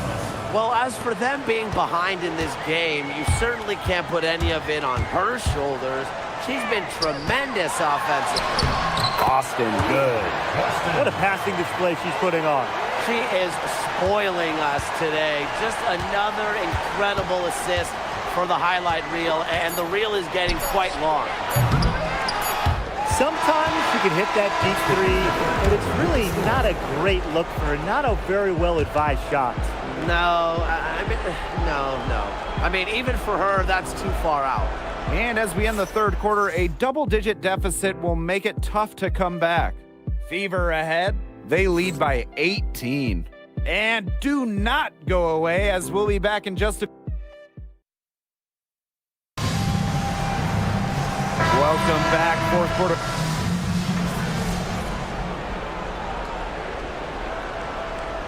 Both teams making some changes here.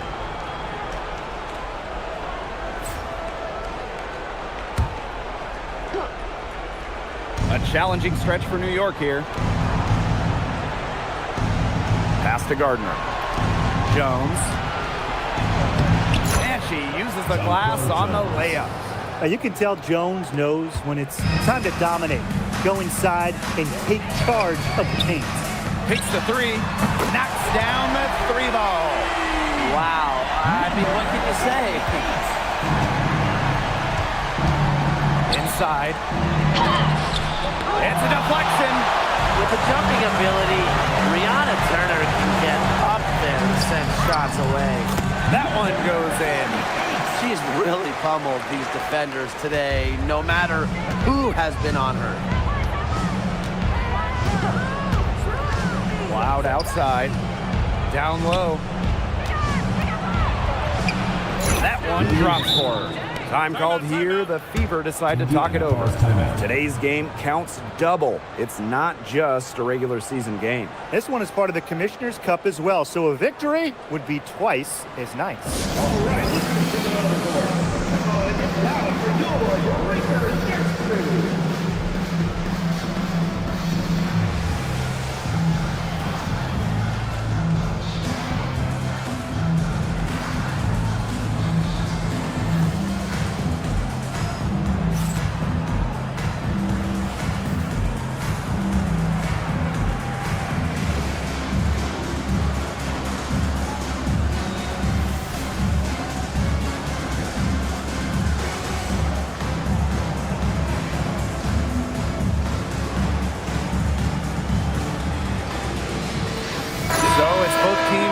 Substitutions here.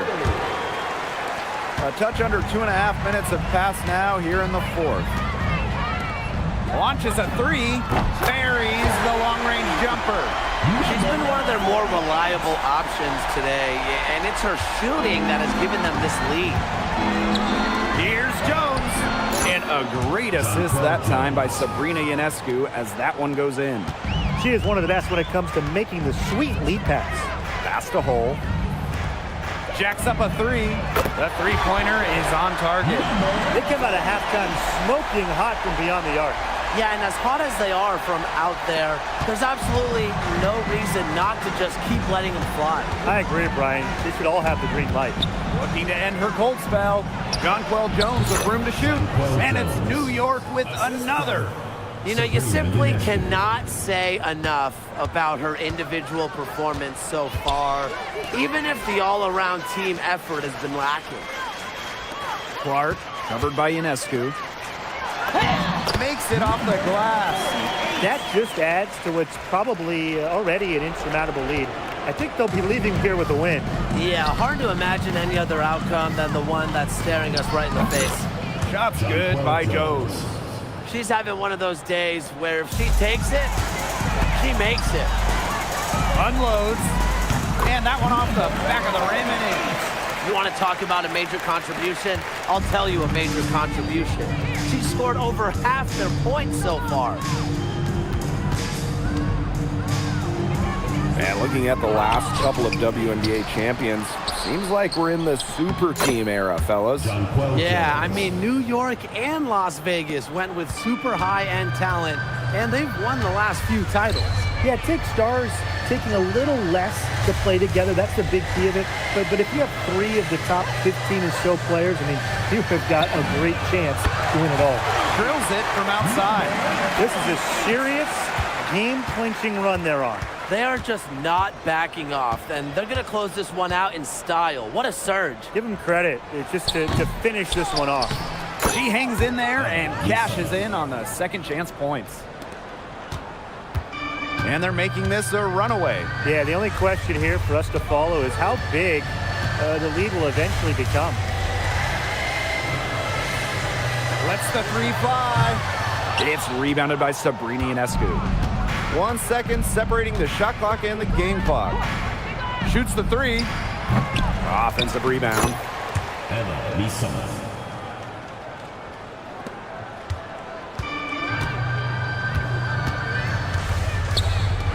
Shoots it. And they're the Fever with another bucket.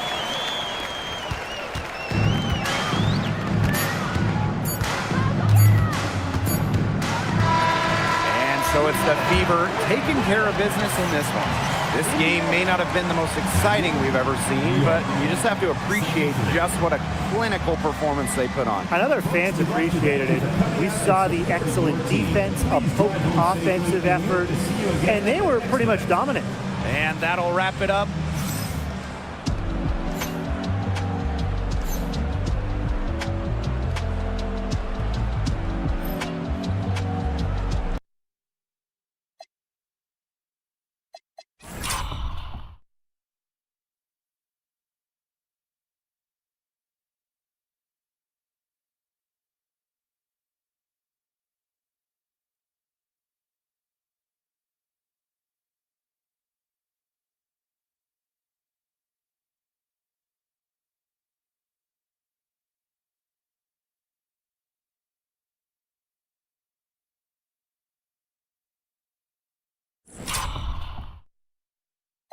When I be on the mic. You had a tall task going up against Breanna Stewart and her team so early in the season, but you had a good game overall. Did it take you a minute to settle in and adjust?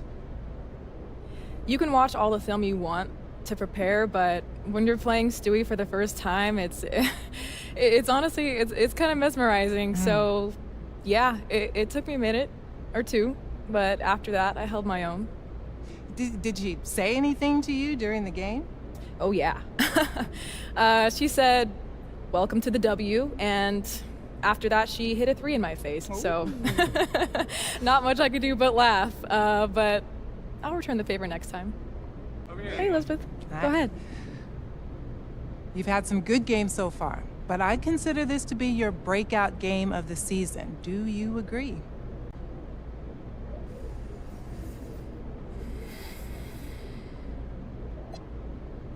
Yeah, I think that's a fair statement.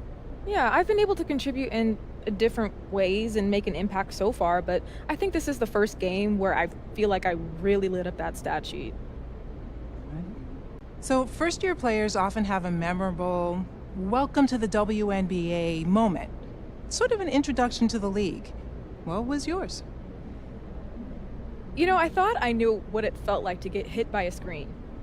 But getting caught up and crushed by Steph Dolson, that felt like a true initiation. You know what I mean?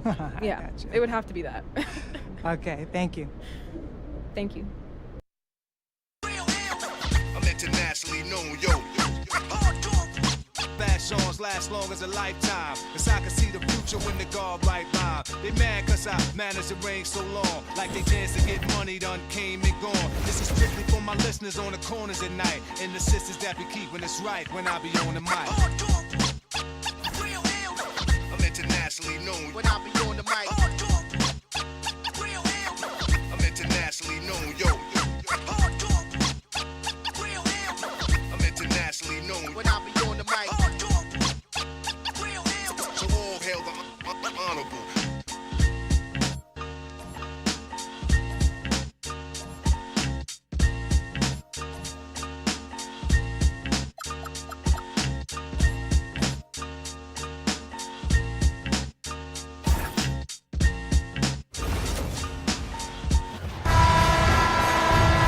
Tim Swartz and Brian Banafitemi, I'm Blake Suniga, and it's good to have you with us.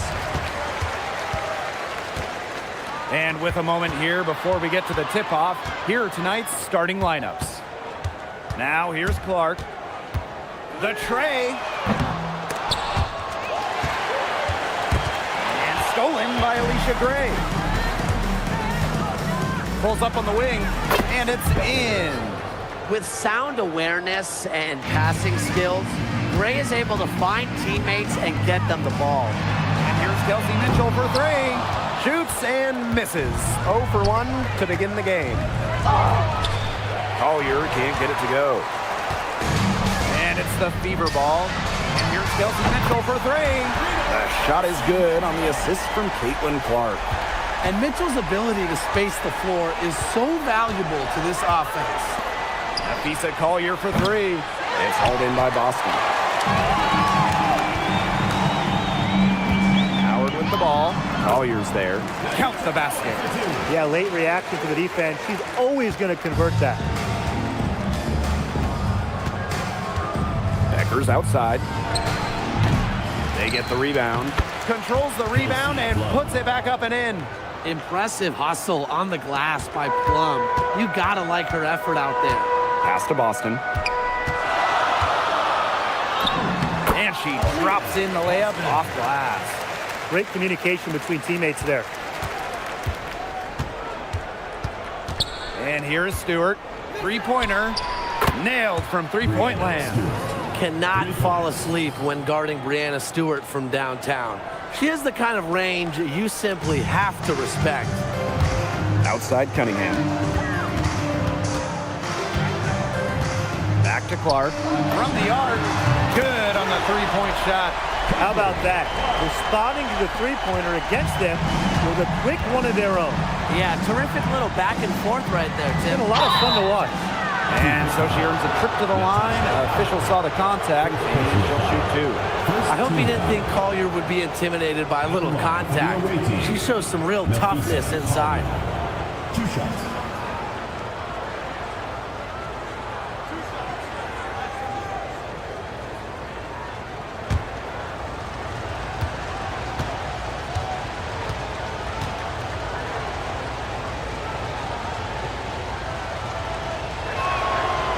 She knocks down the first one.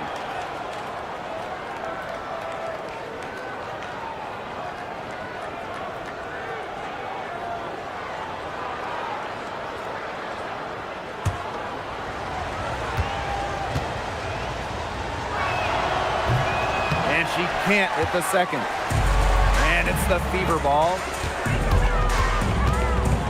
Boston, defended by Stewart. Pass to Clark, the three ball, and another three for Indiana. I can't believe it. They cannot forget about her like that. She's not going to miss that open look. Collier outside, boots over Clark. And another miss by the Western All-Stars. The Fever leading to the middle. Now Howard. And again, it's Indiana converting. You like to give maybe a degree of difficulty bonus there for Howard. Great concentration to put it through the hoop. Back to Plum. To the inside. Rejected by Natasha Howard. And it was not a clean block. Whistle blows and a foul on the defender here. It's a shooting foul, so free throws will be coming up. 2 shots.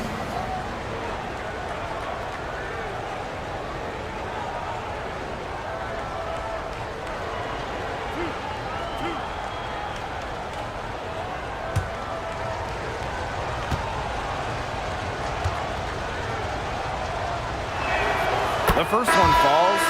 The Western All-Stars making a switch here.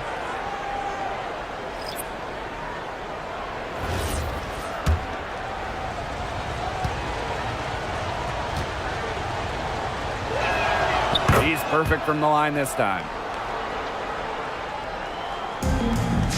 Here's Clark. She has 6. From deep. The shot is good, and so is her shooting tonight. 3 for 4. Wow, she has come into this game with her long-range game looking great. She could wind up with a crazy number of threes today. Now here's Plum. Pass to Beckers. Collier. The offensive rebound. Nafisa Collier on the wing. And another miss by the Western All-Stars. So it's Indiana now. 8-point game. The three from Kelsey Mitchell. The shot is good on the assist from Caitlin Clark. And that's what built them the early lead. Killer shooting from beyond the arc. And the defense needs to recognize that and get out there on those shooters. Pronto. Now here's Beckers. And right away, they match it with a three-pointer of their own. It's nice to see elite scorers like Stewart create for others, because despite her skill set, she understands it's a team game. Clark outside. And another three for Indiana. It has taken them no time to build this lead up. Great first quarter for them offensively. Yeah, but they can't sit back. They need to keep the pressure on the defense and really try to put this one away early. Great point, Brian. You have to continue to build on this lead. Only took them a few seconds to answer the three ball at one end with their own. A three-point battle starting to take shape here. Pass to Clark. Oh, the three. Plum with the rebound.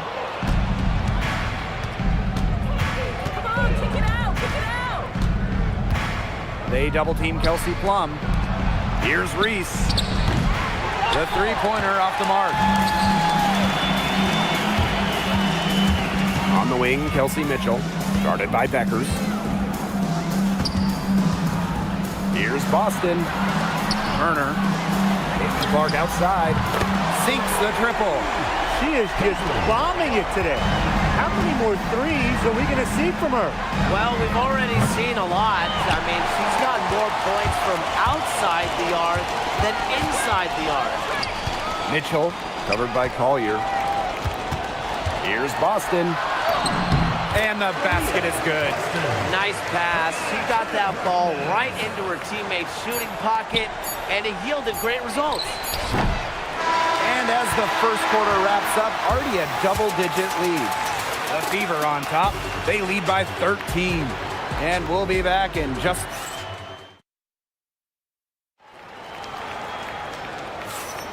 Well, not exactly a neck-and-neck game, but as the second quarter starts, there is plenty of time for a comeback. And guys, Fever pretty much in control here. Simple. Defense, defense, defense so far. And they have really clamped up. Say it one more time, Tim. Defense? Defense. Every shooter that challenges their defense has had a hand in their face. A big lead becomes bigger. They are playing with purpose, guys. And that goes for both ends of the floor. They've been controlling the action everywhere. Just dominant. Got a piece of it. Stolen by Reese. Pass to Thomas. Williams connects from three-point range. You have to run at shooters like Williams. Can't let them catch and fire. She'll eat you alive. Here's Turner. That's short off the rim. It's very dangerous to leave her open like that. Lucky break for the D that she missed it. And the West All-Stars with another three. She draws so much attention. Williams can find others for easy buckets. Good dish. Out to the wing. Here's Colson. That's good, and it's Harry McDonald with the assist. Textbook. Nice pass, nice catch, nice shot. Collier outside. And the West All-Stars with another three. A great shooter from deep. Collier responding with her own trifecta. Timeout called the Fever. Both teams will make substitutions. Now here is Sims. Mitchell outside from past the arc. The shot is good, and so is her shooting tonight. 3 for 4. She can shoot off the dribble a lot, but Mitchell is also adept at shooting off the delivery. A crisp pass helps her square up. On the wing, Paige Beckers. And the West All-Stars with another three. Perfect screen there. Set her up with a terrific look. Yeah, but that's a bad job by the defender to not fight through that screen to contest. You want to see more effort there. Pass to Mitchell. And here's Cole. Shoots. And a big bounce off the rim, but it sinks right in. A textbook feed to Hall, who was all set up, ready to shoot. Outside Reese. Here's Collier. And the West All-Stars with another three. It must be nice for them to know that game in and game out, her offense will be there for them. The Fever leading. Lexi Hole on the wing. Takes the three. And the Fever hit again from deep. Right back at you. They immediately get those 3 points back. Just trading punches from long range. It's been a heavyweight fight. Here's Collier. And that's good. A nice job on the glass, and they pick up the 2 on the second effort. No one will ever question the motor of Collier. Second chance points are very valuable in this league. Buries it from three-point range. What a passing display she's putting on. She is spoiling us today. Just another incredible assist for the highlight reel, and the reel is getting quite long. And it's Becker's missing. Indiana with the ball. The biggest lead of the game, 15 points. Sims with the bucket. An impact perimeter player, Sims uses a mature feel for the game to score points. Pass to Collier. Off target with the three. Hole up top, covered by Collier. And here's Kelsey Mitchell for three. And another three for Indiana. You're just asking for trouble if you let her roam free in three-point range. Collier, Hole defending. Up top, Beckers. Over Mitchell. And another miss by the Western All-Stars. Indiana with the ball. They lead by the biggest margin of the game, 15 points. Hole with the bucket. That assist got a little nod from her teammate after the bucket. They're not having much success at all right now. They need to reshuffle their lineups a little bit, try to find something that works. Timeout called the Western All-Stars. The Western All-Stars making a switch here.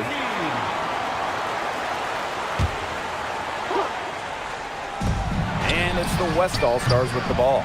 Really tough for this club right now, trying anything to stop the run. And no matter what they try, it doesn't work.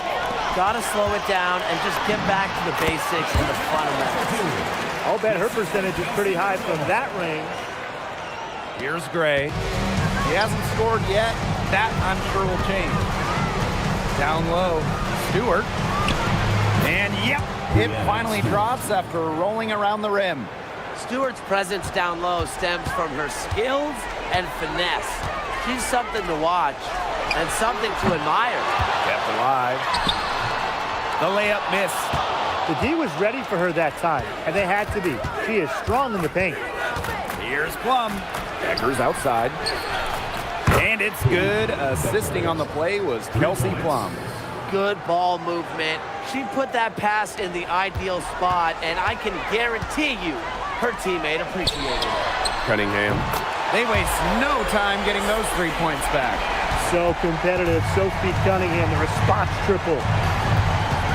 Pass to Plum. Puts up a three.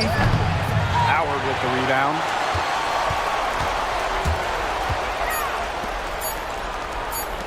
And here's Kelsey Mitchell for the knocked it down right at the buzzer. That's a shot you'll never forget, as dramatic as they come. Showing everyone she's got that knack for the big moments. The bigger, the better. And so a pretty lopsided game through the first half. Fever ahead, delivering the blowout. And we'll be back right after halftime to get the third quarter underway.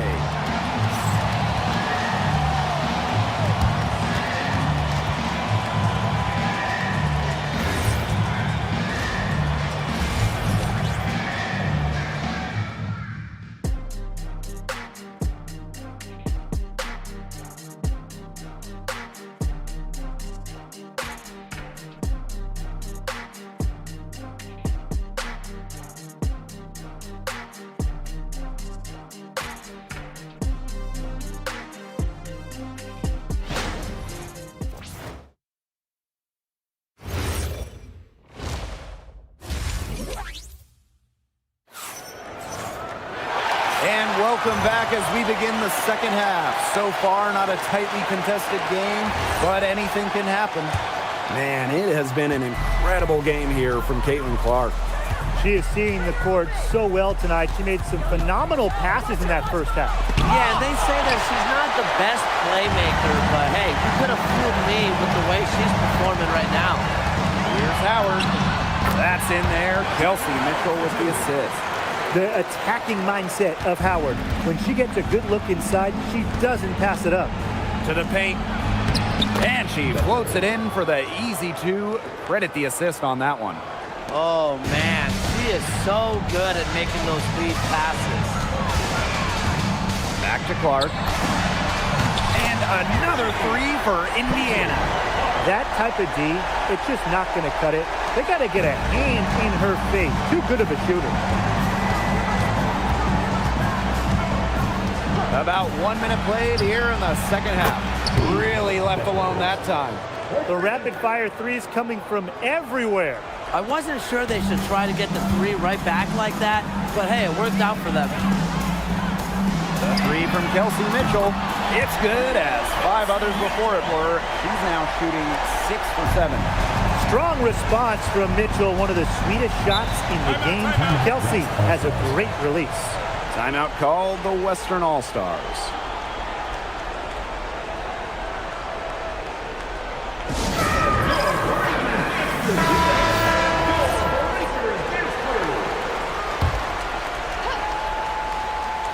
Right around a minute and a half played in the third quarter. Fires from deep, and the West All-Stars with another three. Demonstrating how dangerous she can be from deep. But Plum doesn't lack confidence in firing the three ball. Clark outside. And the Fever hit again from deep. And their shooting percentage continues to climb in the second half. Well, as a group, they've been in total 6 since the break. Good team basketball, and it's resulted in high-quality shots. Very good adjustments at the half. Man, they're in complete control. Everything they're doing, it's been working out. Wow. Takes it out to Clark. That falls. Nice feed that time from Natasha Howard. It's nice to see she's found her rhythm here in the third quarter, and you can see her confidence. Everything she's putting up from long range, it seems to be going down. Pass to Beckers for 3. Outside for Stewart. Off target from outside. You don't want to give up that kind of look often. They're very lucky they didn't get burned. And the basket by Howard. The closer to the hoop, the better Howard is. Tremendous touch plus athletic ability. Now Beckers. And she banks in the layup. Well, she, for one, hasn't let them down, but a few of her teammates need to pick up the pace and pick it up fast. Timeout called the Fever.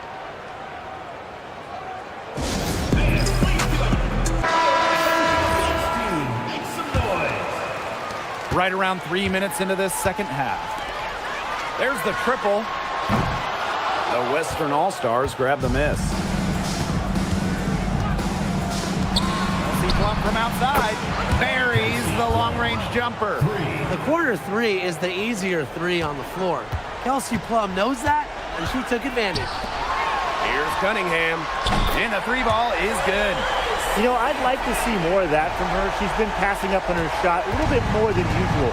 You know, even though she is hitting the ones that she takes. Three-pointer Beckers. Howard with the rebound. One item that stood out is their ball movement. Things are definitely clicking, and more importantly, it's tough to defend. Clark. Not this time. Inside, Collier. And the layup's good off the glass. Looking real comfortable attacking around the rim. If you give Collier the rock anywhere near the basket, she's not going to disappoint. The three from Kelsey Mitchell. And the Fever hit again from deep. They come out of halftime smoking hot from beyond the arc.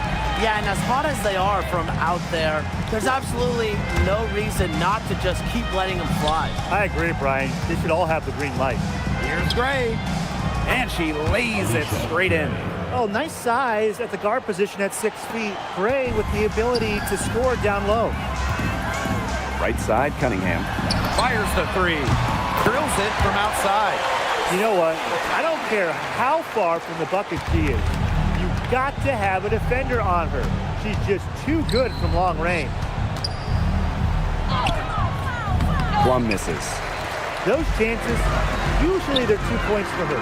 The D, I guess, did just enough to bother her. The three from Kelsey Mitchell, and another three for Indiana. It's almost like she was born to score.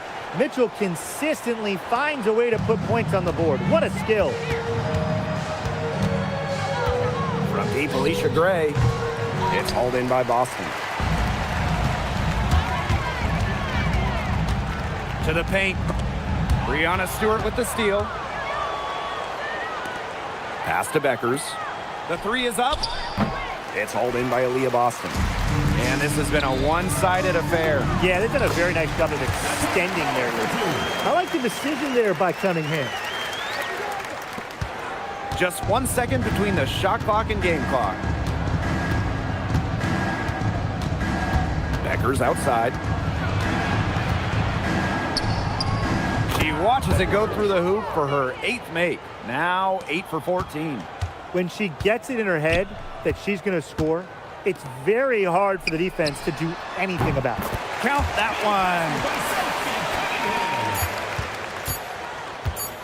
one. With 1 on the clock.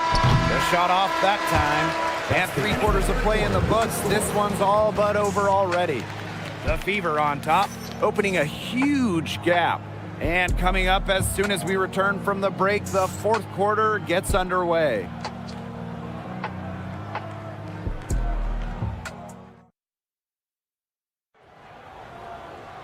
And we welcome you back as we get going into the 4th quarter. The final quarter of play can change everything. Here's the Fever with the ball. Pass to Hole. McDonald. She's guarded by Williams. Colson misses. Gray outside. Thomas a screen. The kick out to Williams. Basket is good. The assist from Alicia Gray. Well, look, one of the reasons they're trailing is because we haven't seen enough of that. She has to become a bigger part of her offense. Colson with the bucket. How about that for a response? We'll give you a 3, and then we'll take it right back. It's turning into a 3-point contest. And it's Beckers missing. The defense has nothing to worry about out there with her shooting because she just can't dial it in from deep this half. Offensive board. The second chance effort doesn't go for her. Outside Williams. From deep, Alicia Gray. Second chance shot, and she takes it up and lays it in. The non-stop energy of Thomas getting the rebound. Lexi Hole on the wing. Olsen. No good with the triple. Left side, Williams. Paige Beckers from outside. Drops in the tray. Excellent last-minute decision to pull the shot down and make the dish. And we're about 2 minutes into the 4th quarter now. Lexi Hole on the wing. And they come right back with their own 3-pointer. Well, from range, Lexi Hole, very effective. Certainly a player you cannot give open looks to. And the shot goes in. What an alert play. Just a great job of hitting her teammate on the move. McDonald with it. Pass to Hole. Colson. Now Turner. Reese defending. And here's Colson. And the Fever hit again from deep. Got the D worried about her inside and kicked it out for the open jump shot. Nice pass. Outside Reese. Williams. The kick out to Beckers. Tried to answer back, but that 3 is off the mark. Here's Turner. The basket drops, and she gets fouled on the shot. 1 free throw coming up for her. flexing her physical attributes to complete the basket through contact. That's a heads-up play from Turner.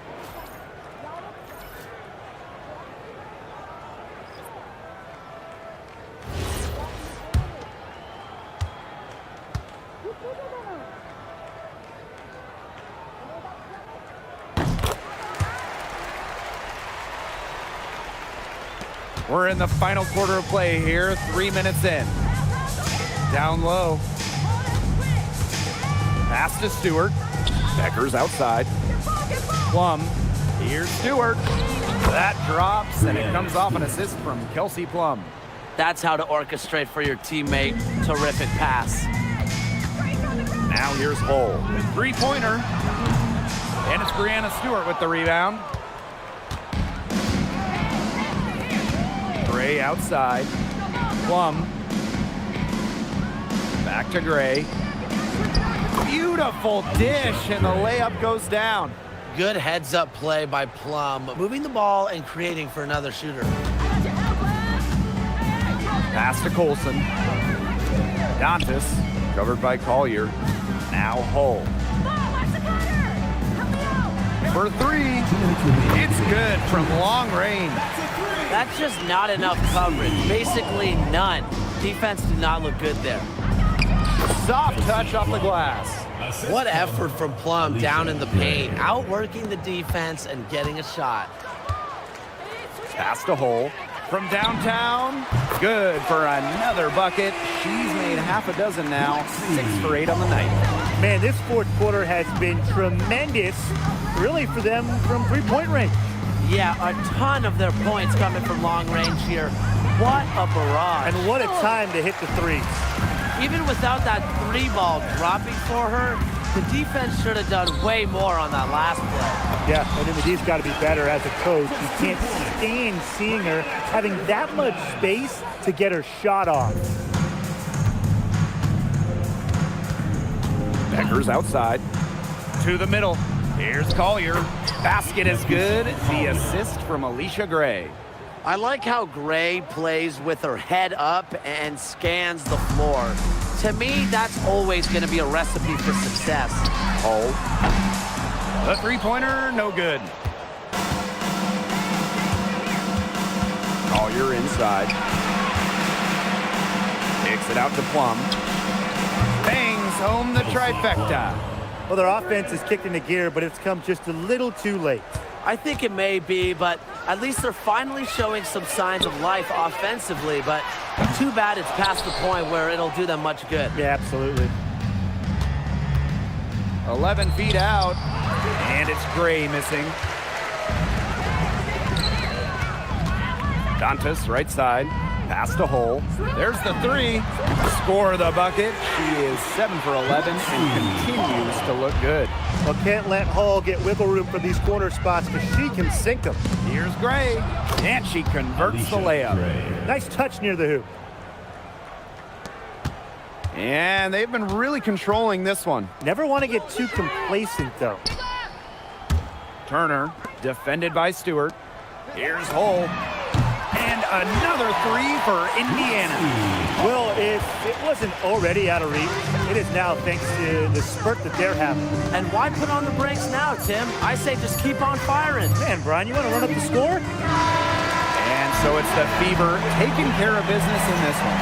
This game may not have been the most exciting we've ever seen, but you just have to appreciate just what a clinical performance they put on. I know their fans appreciated it. We saw the excellent defense, a potent offensive effort, and they were pretty much dominant. And that'll wrap it up.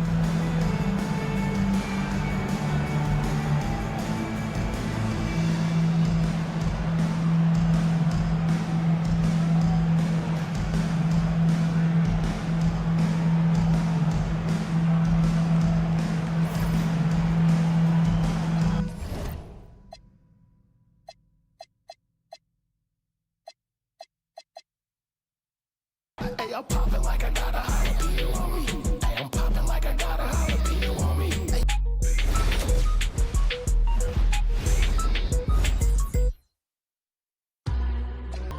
Don't with me, lace you ready for this problem. Mama, solve them. finish them, they wobbling. Okay, chill, they falling. Then get off, I'm a prophet. Don't take, won't harm. Can't take the play, don't you jump in this ball pit. Used to work out Harbor Freight, but now this my office. Can you believe they pay me all this money just to talk? Look, I'm vibing, look, we mobbing. All in got timing, what? I'm shining. On these records, this ain't silver, it's white gold. Wait till I get them diamonds, it's gonna be a chokehold. K.O. I'm a sellout. Smell like every time it's me they talk out. I'm a born sinner, better get that guns in my bag in case they get loud. We pipe that smoke down, don't get me rowdy. These can't rap with me, say they proudly. Bad Mike Lowry, serving face in season. I even brought my Lowrys, they like my little bit. Hello and welcome to our coverage of the opening round of the WNBA playoffs, and it's a single elimination game. Could be a quick postseason for one of these teams, Tim. One and done is not a fun way to end the year, so expect both teams to be playing with full effort, full intensity. This is going to be fun, guys. Yeah, this is going to be a lot of fun, and it's going to be some fantastic basketball. This single elimination format, it makes for great theater. So let's settle in, because this could be a wild ride. And Clark outside. It's up, and it's off the mark. One up, one not down. And that one's good. Lloyd. Well, she's never one of the taller players in the lane, but Lloyd's crafty moves help her get buckets down low. Back to Clark. Three-pointer. That falls. Nice feed that time from Natasha Howard. I mean, the only explanation is someone must have gotten their signals crossed if she winds up that wide open in three-point range. And I'm sure that was not the plan. Now here's Young. Pass to Lloyd. Wilson the screen. 5 to shoot. Lloyd. And misses it off the right side of the rim. We don't see that too often. Plenty of space, and she whiffs on an open jumper. Boston. He's guarded by Parker Tyus. Boston, no good. And the Aces with possession. And so it looks like the Aces will retain possession here.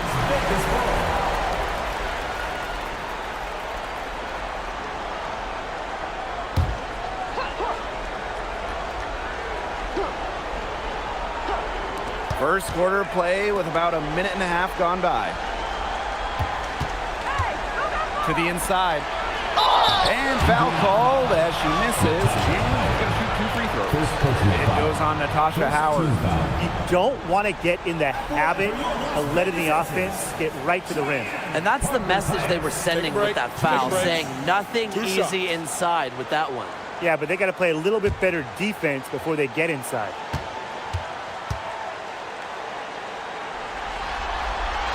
And she knocks down the first one.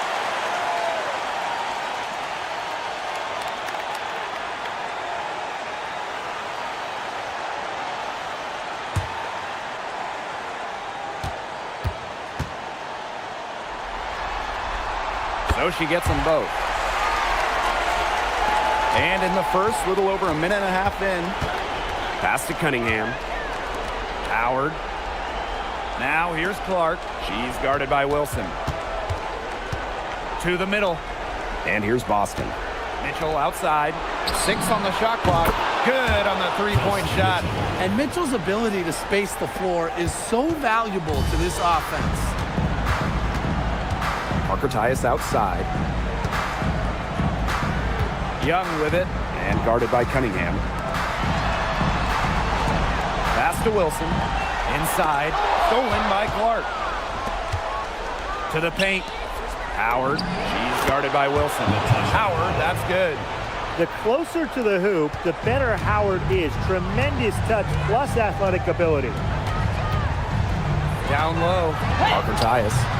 Shot is good off the back rim and in. Textbook. Nice pass, nice catch, nice shot. The Fever leading. Mitchell outside. Pass to Clark. Cunningham. The three-pointer off the mark. And a 3-on-3 fast break. Outside Young. Here's Wilson. That falls. Nice speed that time from Jackie Young. And this is where you get Wilson the ball. a skilled interior player who's comfortable attacking from that spot. And that's good. Sophie Cunningham for 3. But for the defense, they got to talk to each other. Clearly in air, not getting out there on her three-point attempt. To the paint. Here's Wilson. And the layup's good off the glass. Such a well-rounded offensive player. She's got a little bit of everything. Pass to Cunningham. The 3. And another 3 for Indiana. Certain players are finishers like a Sophie Cunningham. You set them up, they'll knock them down. Here's Wilson. Young. She's covered by Cunningham. Back to Young. Takes the 3. It's good, and she makes her first shot of the game. Well, usually she's providing the pass. Young has to be happy to be on the receiving end of a catch and shoot. More than willing to fire. Pass to Cunningham. There's the 3. Here's Boston. That's in, and she found her range with that one. Now 1 for 2. Such a grinder, always doing the dirty work on the offensive glass. That's what she brings to the table. Gray with it, and Clark picks her up defensively. Out to Lloyd from downtown, and that's out of bounds. Las Vegas will receive possession. So both teams making some changes here.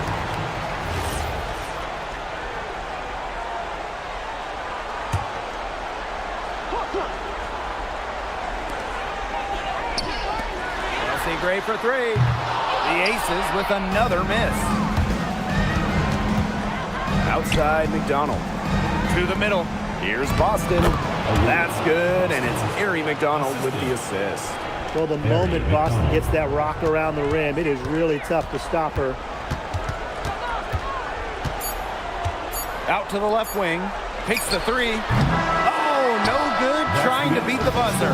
The scoring fast and furious as we end the first quarter. The Fever on top, leading by 5. And the second quarter is on the way when we return.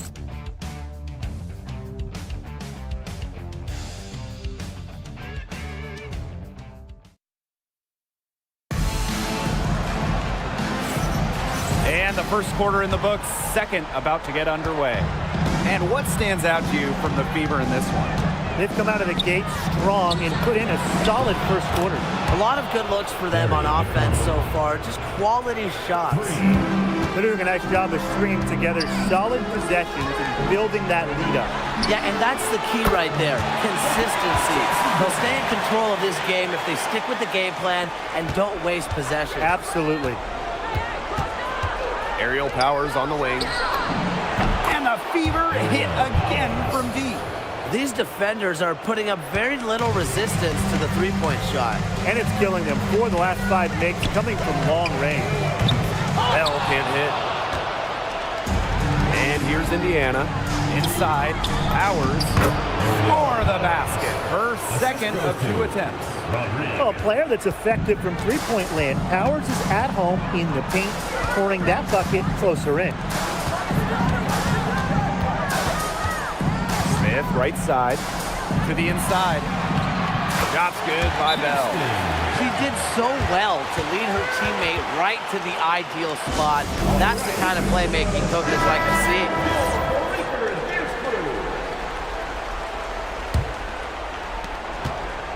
And it's the Fever ball. Pass to Sims. The tray. That's good, and it's Ari McDonald with the assist. 3 points. They're getting a lot of their points outside the paint. 3 of their last 5 buckets are from three-point range.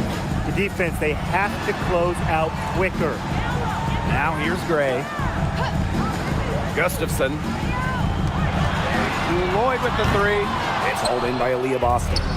She may have been surprised to find herself so open. I mean, maybe that's why she missed. Sims, covered by Lloyd, and it's Sims missing. And here's Bell.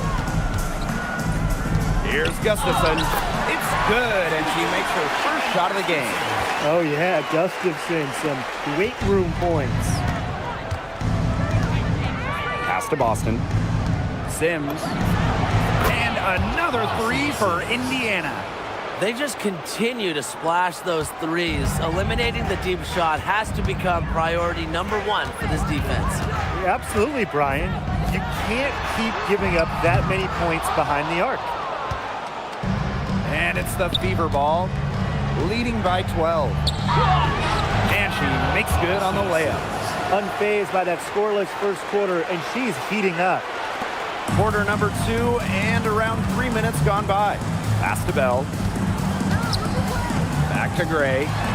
Gustafson buries it from three-point range. Well, she doesn't take a lot of threes historically, but Gustafson can make them, and that's big for this offense in terms of their spacing. Odyssey Sims for 3. And the Fever hit again from deep. She is showing a killer instinct this quarter, looking to extend this lead. And the Aces call time here.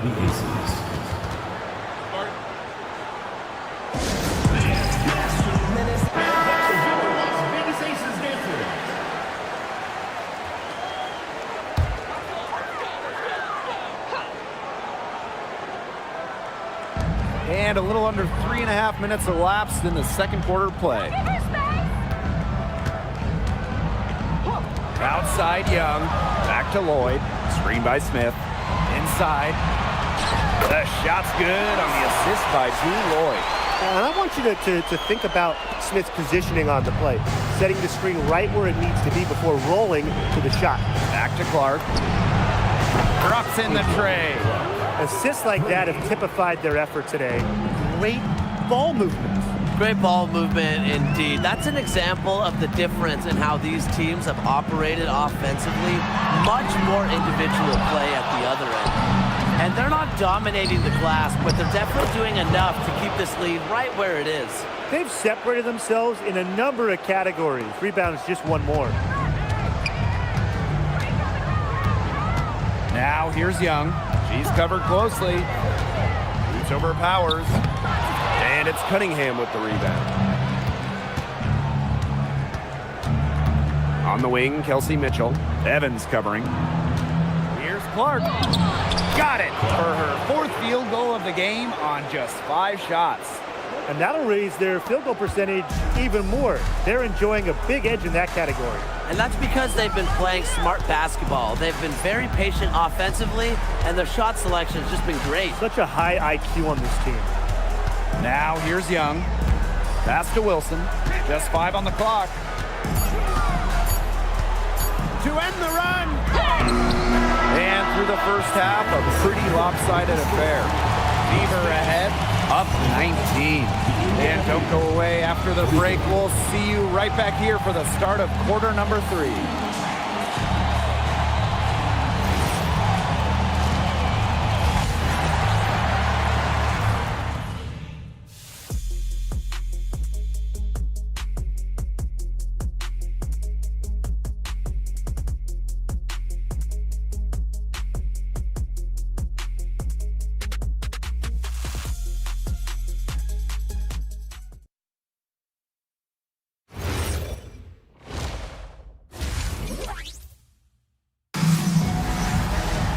And welcome back as we begin the second half. So far, not a tightly contested game, but anything can happen.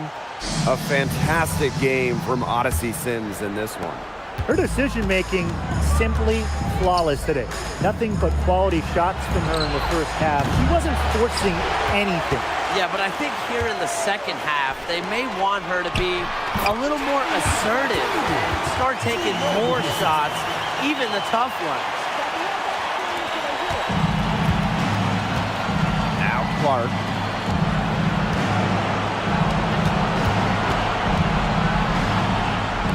Howard, she's guarded by Wilson. Here's Cunningham. Offensive rebound. Austin, good. A solid performance inside. You know, their rebounding, it's been terrific. They're putting together a great game, aren't they? Strong performances throughout, and they've just been strong on the glass. And it sets a tone. Cunningham. Yes, what an assist from Caitlin Clark.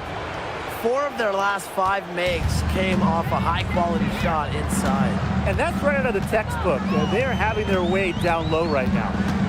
Now Now here's Gray. Wilson sets a screen. From the arc. And Jackie Young, good for three.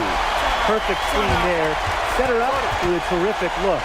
Yeah, but that's a bad job by the defender to not fight through that screen to contest. You want to see more effort there. Outside Cunningham. Knocks down the three ball. And this is someone that can really hurt you from long range. She did that to a degree in the first half, and she's doing it now in the second. Jackie Young from outside. Another three for Las Vegas. 3 straight makes to start the second half. Pass to Boston. Mitchell. On top Clark. The three. That one is good. She has missed only 1 of her 6 shots from the floor. How about that for a response? We'll give you a 3, and then we'll take it right back. Turning into a 3-point contest. Now here's Young. 11 points in the game. Wilson. Again, Las Vegas. That would be 4 in a row for them now as they have come out racing out of the gate to start the second half. Boston. He started by Parker Tyus. Nice shot by Boston. Superb assist. She was crafty, creative, and the ultimate teammate on that play. Pass to Wilson. Over Howard. Howard with the rebound. Got fancy for absolutely no good reason. Just go straight up with it. The three from Kelsey Mitchell. The basket good off the assist from Sophie Cunningham. A volume three-point shooter, Mitchell can hurt you from beyond the arc, especially from the corner. Gray outside. Back to Young. Wilson the screen. And Jackie Young, good for three. This quarter has brought out the best in her. And even though they're still trailing, she has been impossible to contain. Now here's Cunningham. Caitlin Clark with the three. It falls for the 6th time in 7 tries this contest. That's an 86% accuracy mark. Timeout called the Aces. There's no question about it. Caitlin Clark displaying her skill set today.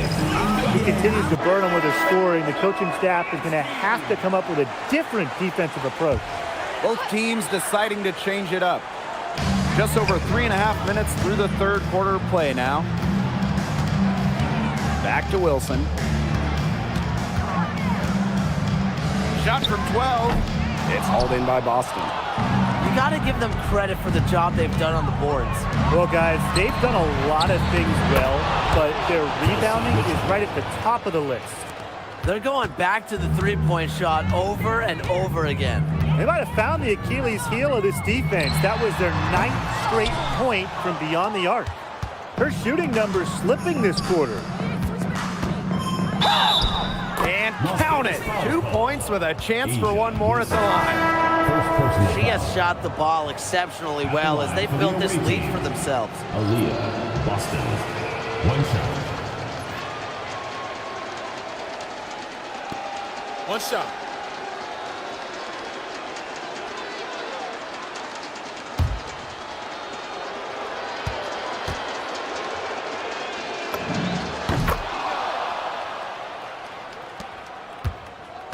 And they're having trouble stopping this run. And you know, the more trips they continue to come up empty, the more the pressure builds on them. Well, using her size well. Gustafson to the line. For your Las Vegas Aces, Megan Gustafson. 2 shots.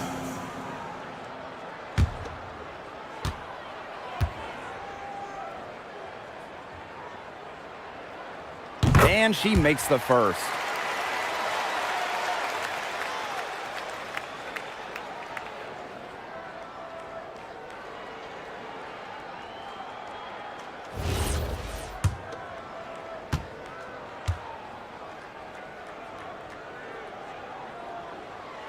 Both shots good from the stripe. And it's the fever ball. Pass to Howard. Mitchell. That falls. Nice feed that time from Natasha Howard.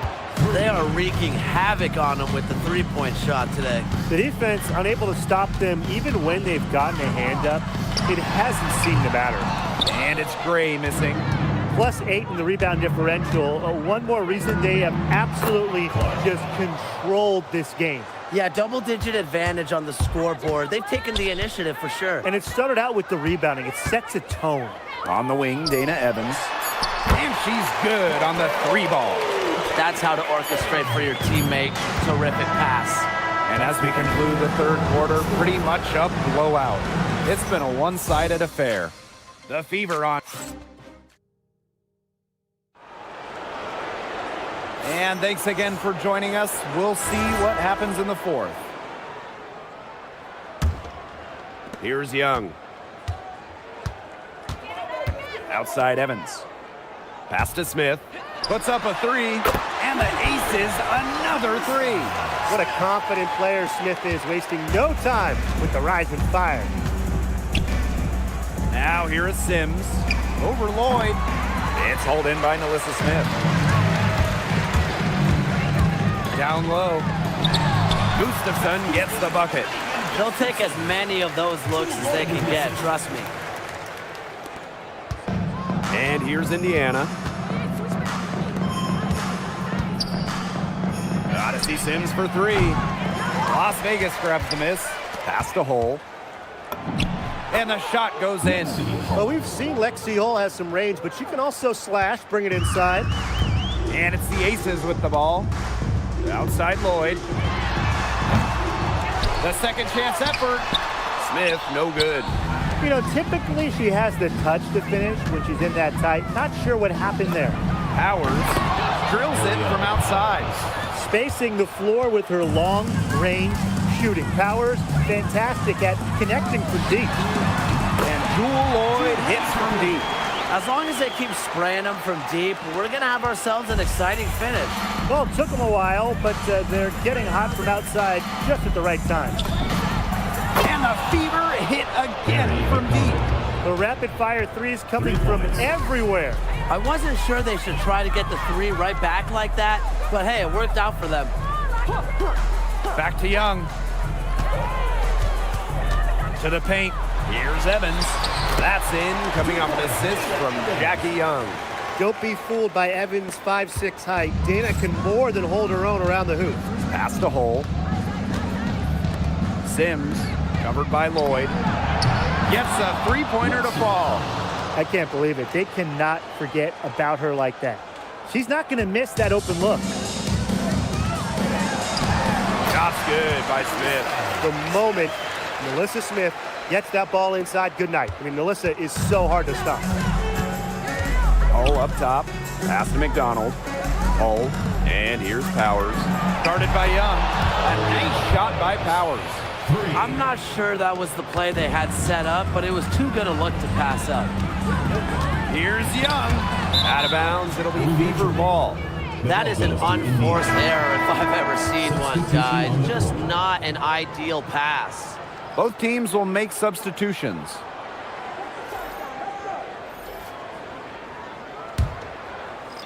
And we're about 3 minutes into the fourth quarter now. Outside Powers. And the 3-ball is good. Well, I think she owes the 3-pointer dinner because it's been her best friend today, no question. Well, it has been today anyway. I mean, look, most of her points have been courtesy of the deep ball. Pass to Young. Lets it go from deep. The Fever pull it in. Aerial Powers on the wing. Covered by Lloyd. Now Turner. Here's McDonald. That 3 off the mark. A little over 3.5 minutes in the books now for this fourth quarter. Parker Tyus. Defended by Turner. Nailed from three-point land. I love when Lloyd takes these quick shots because she doesn't give the defense any time to react. Aerial Powers on the wing. And right away, they match it with a 3-pointer of their own. Since the start of the fourth, Brian, that 3-point shot has really been there for them.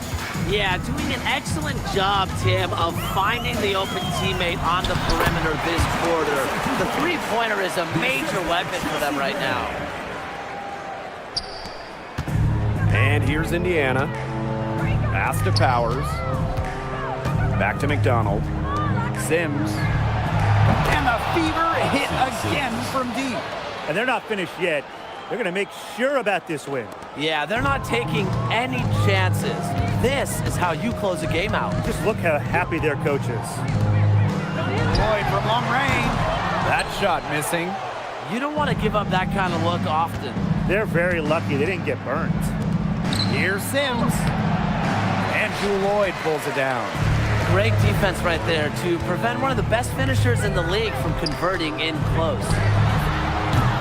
And it's off from three-point range. Here's Sims. 7-foot shot. And off the front iron, and in it goes. Well, you know, that kind of contact can wear out some players, but not Odyssey Sims. She just keeps attacking the defense. And so the Indiana Fever take the series and will move on. What an incredible accomplishment, getting to the WNBA Finals. I'm going to tell the players, enjoy this. Every player in the world dreams getting to a finals. It's just so difficult to win a series. Check ball, check. Check ball, check. Yeah. Check ball, check. Check ball, check. Check ball, check. Yeah. Yeah. Check ball. Ain't no fouls in 21. You keep fouling, that's gonna get you down. Get your hustle up, and that'll get you back. All these subbing on the gram, where they at? If it's really up, drop your location. Where you at? I'm a human highlight. Tell me what's your motive. Dope bear, fill a building up, man, with no promotion. We the hottest in the city, that's on. My old school costs more than your new school. True. The bills in my pocket, same color as my cars. They said so-and-so hating on me, Stanley.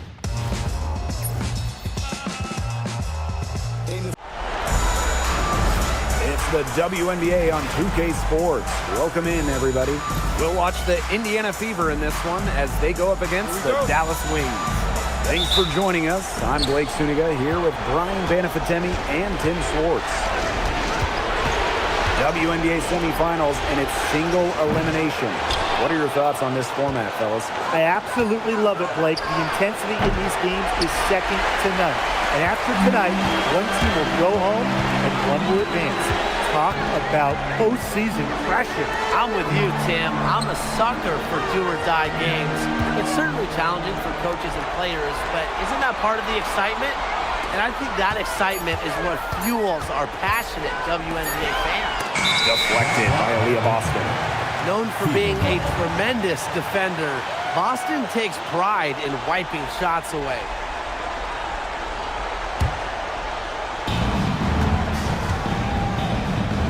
Outside Cunningham. Again, the miss by the Fever.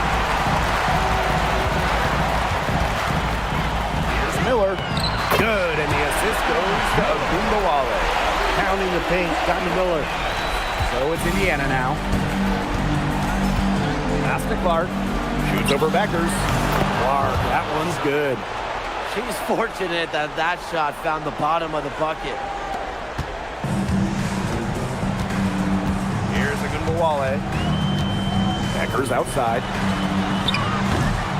Off the mark there with the three. Now here's Clark.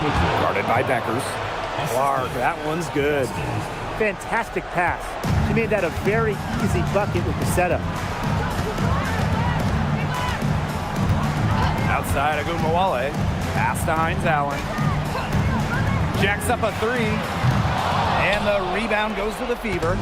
You know, she shouldn't miss those, but, you know, it happens to the best of them. Howard gets the bucket. The attacking mindset of Howard. When she gets a good look inside, she doesn't pass it up. Now here's Beckers. She's covered by Clark. There's Agumbawale with the three. And now they're 1 for 5 to start this game. Having trouble getting it going.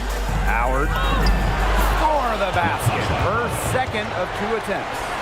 Using her touch and tenacity around the rim, Howard's able to beat a number of defenders inside. Outside Agumbawale. Will it go? And she sinks the layup. That pass allowed her to get straight to the rim in perfect stride. The Fever leading. On the wing, Sophie Cunningham. Knocks down the three ball. And their offense already flowing. Some stellar shooting to jump out to this lead. They're getting great looks, and they're capitalizing. You know, they have to be pleased with this start offensively. Now here's Miller. Fires for three. Offensive rebound. Great positioning on the putback. He didn't luck into that one. He knew just where to be when the shot went up. Right side, Howard. Pass to Mitchell. Back to Howard. Mitchell up top. Caitlin Clark outside. That one falls, coming off Kelsey Mitchell's feed. It seems that every pass they make is leading to a score here. Just phenomenal ball movement. Everyone's looking for the best shot, and it's paid off during this run. Now here's Beckers. Looking for a first basket still in this one. Oh, some quick retaliation right there, huh, guys? Yeah, it sure didn't take them long to go and get those 3 points back. Mitchell outside. The three ball. And another three for Indiana. Triples keep on falling, guys. 3 in a row now. These defenders can't stay so soft on the perimeter. Pass to Mumbawale. Here's the three. It's hauled in by Aaliyah Boston. Well, offensively speaking, it has been a tough quarter for her.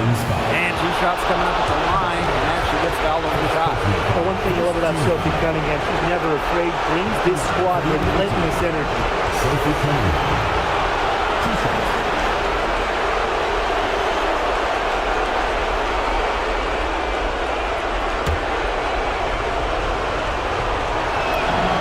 The first one falls. The Fever making a switch here.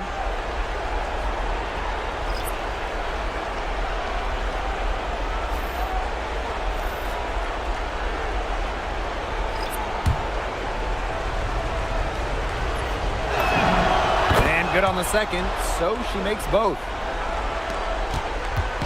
Dallas with the ball, trailing by 10. Segrist. She's covered by Cunningham.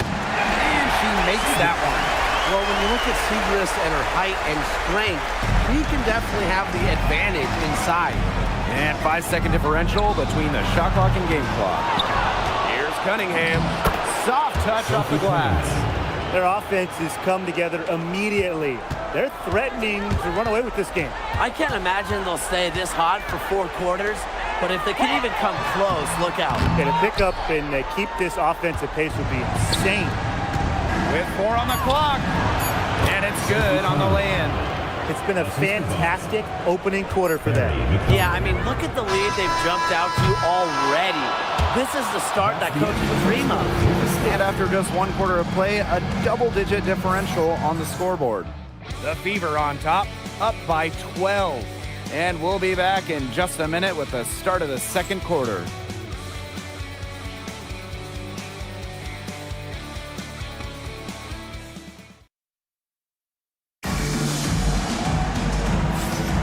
Well, not exactly a neck-and-neck game, but as the second quarter starts, there is plenty of time for a comeback. And guys, Fever pretty much in control here.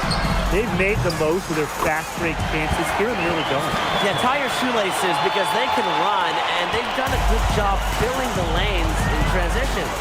Aerial Powers on the wing. And they come right back with their own three-pointer. These defenders are putting up very little resistance to the three-point shot. And it's killing them. 4 of the last 5 makes coming from long range. That's the area they want to work the ball into, and it takes passing like that to do it. Aerial Powers on the wing. Yes, great play by Odyssey Sims to set it up. How many times have we seen a possession like that from them today? Such a pretty pass. I don't have an exact number for you, but I can tell you we've seen it a lot. Okay, let's just say that. Strictly using assists as the measuring stick, they've been by far the better team. Quarter number 2 with just over a minute of play. Odyssey Sims for 3. And the ball out of play, the Wings will have it. Substitution to the field. Number 8, Sophie Cunningham. Here's Agunbawale.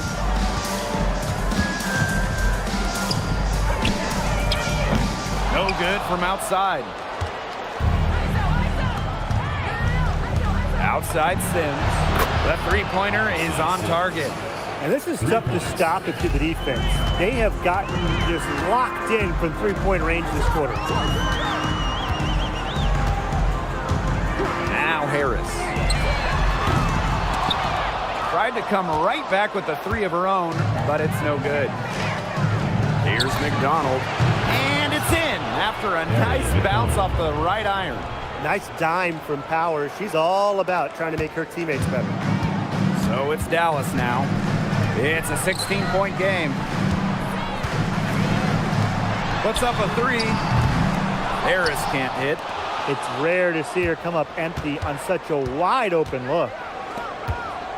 Here's Boston. Good on the three-point shot.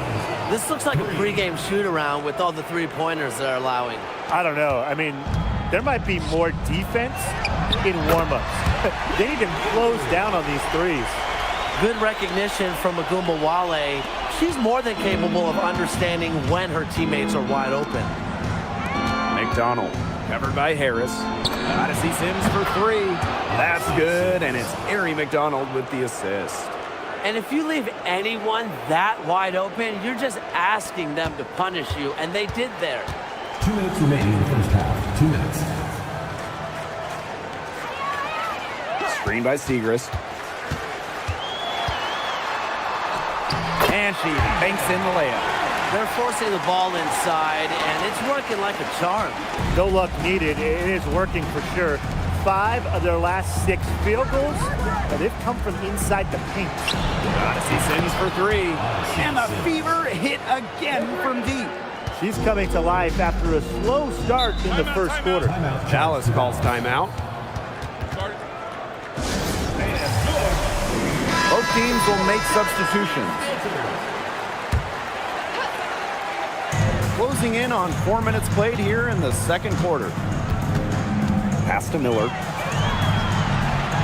Beckers. The Wings with another miss. You don't want to give up that kind of look often. They're very lucky they didn't get burned. And the shot goes down. Superb work inside for Mitchell. She's so good at finding space to shoot from the interior. Now here's Harris. Pass to Beckers. Off target from three-point range. Yeah, she didn't punish them for the weak coverage that time, but they just can't count on her missing. Absolutely, Brian. She's got to go right back to that shot. Dallas calls timeout.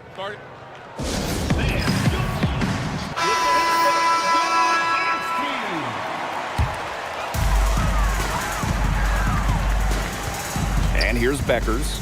Pass to Segrist. Miller. Screen by Segrist. Beckers outside. They need this. Count the basket. Wow. I mean, come on. That's 10 straight points in the paint. The defense, it's just nowhere to be found. They have to start committing more bodies down low. Mitchell, shot's good. She's certainly heating up from outside, and that's now her third three ball for the game. Second this quarter. Watch out. Beckers with it. She has 5. Unloads. And she can't answer back the three-pointer offline. And through the first half, a pretty lopsided affair. Fever ahead, delivering the blowout. And we'll be back right after halftime to get the third quarter underway.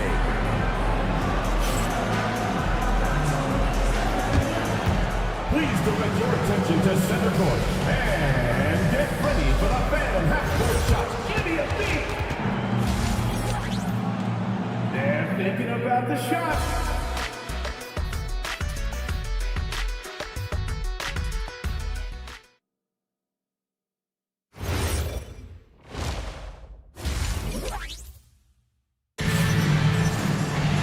Well, it's been a one-sided affair through the first 2 quarters, but there is plenty of time to mount a comeback.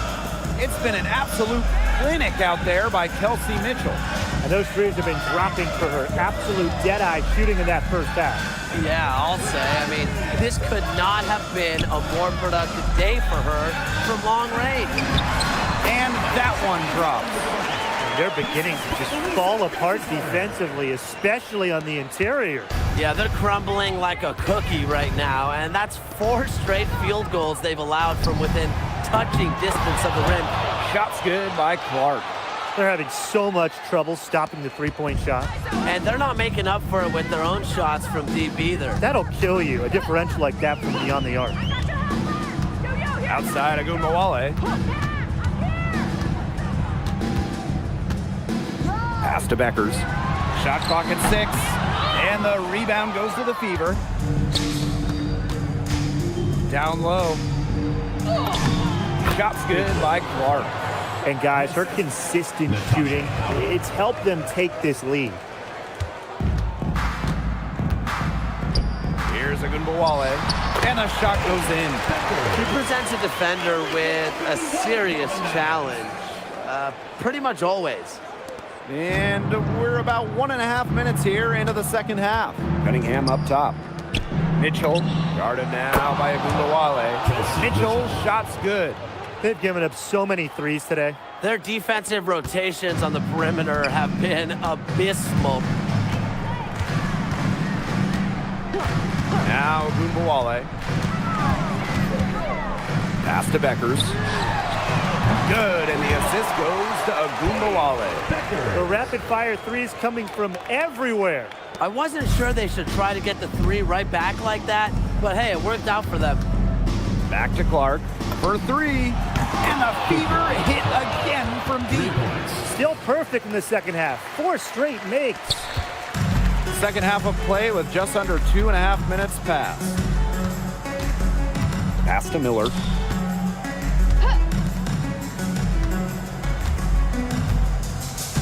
Up top, Agunbowale to the paint. And the basket by Miller. Again and again, they're pounding the defense and creating high percentage looks from close range. And even under pressure in tight, they've maintained their concentration and converted their opportunities. These defenders better start closing down their shooters. Yeah, that's 2 straight from long range. Paige Beckers from outside. It's hauled in by Boston. Pass to Mitchell. Beyond the arc. And the Fever hit again from deep. That's a dozen straight points coming off of threes. Yeah, they're having free reign from beyond the arc. The defense is, I'm going to go out on a limb and say it, non-existent.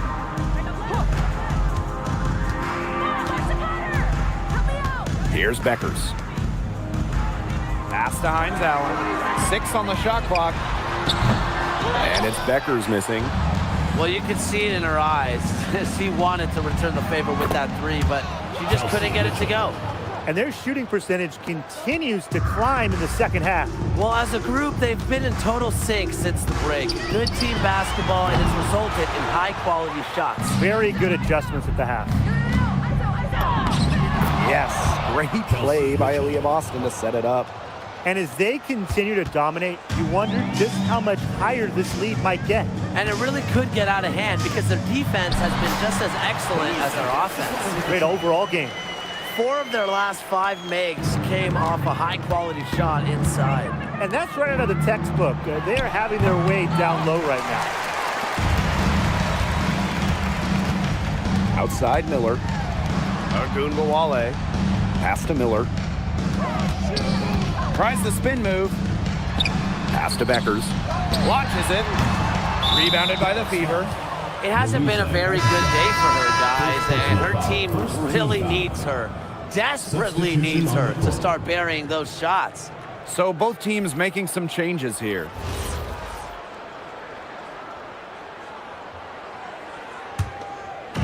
Indiana with the ball. Just 1 second between the shot clock and game clock. Again, the miss by the Fever. To the inside. It's rebounded by McDonald. Here's Hull. Good on the short little jump shot. That assist got a little nod from her teammate after the bucket. To the middle. Here's Segrist. And she floats it in for the easy 2. Credit the assist on that one. She did so well to lead her teammate right to the ideal spot. That's the kind of playmaking coaches like to see. At the end of the third quarter, a huge lead, and this one may already have been decided. Fever ahead, running away with it. And when we return... And we're getting underway in the fourth quarter. The scoreboard tells the story in this matchup, but we'll see how much things can change. Odyssey Sims for three. That's good, and it's Harry McDonald with the assist. And add another three-pointer to their second half total. They came out of the break dropping bombs and are just not letting up. You love to see that. They're not rotating quickly enough on defense down low. They've got to provide more resistance inside. Out to the right wing. Odyssey Sims for three. It's in, and she's a very efficient 5 for 6 on the game. Oh, I think she owes the three-pointer dinner because it's been her best friend today, no question. Well, it has been today anyway. I mean, look, most of her points have been courtesy of the deep ball. Pass to Segrist. For three. Rebounded by the Fever. Back to Sims. Got it. Good job in the low post. Feeling it tonight, and when Sims is in a zone like this, you just got to keep feeding her. Here's Agumbawale. It's good. You know, that is right where they wanted to get that ball. We've gone about 1.5 minutes into this fourth quarter. Right side Powers. And another three for Indiana. The D has gotten a little lax defending the three-point shot at that end. Yeah, 3 of the last 5 baskets they've allowed coming from beyond the arc. Segrist outside.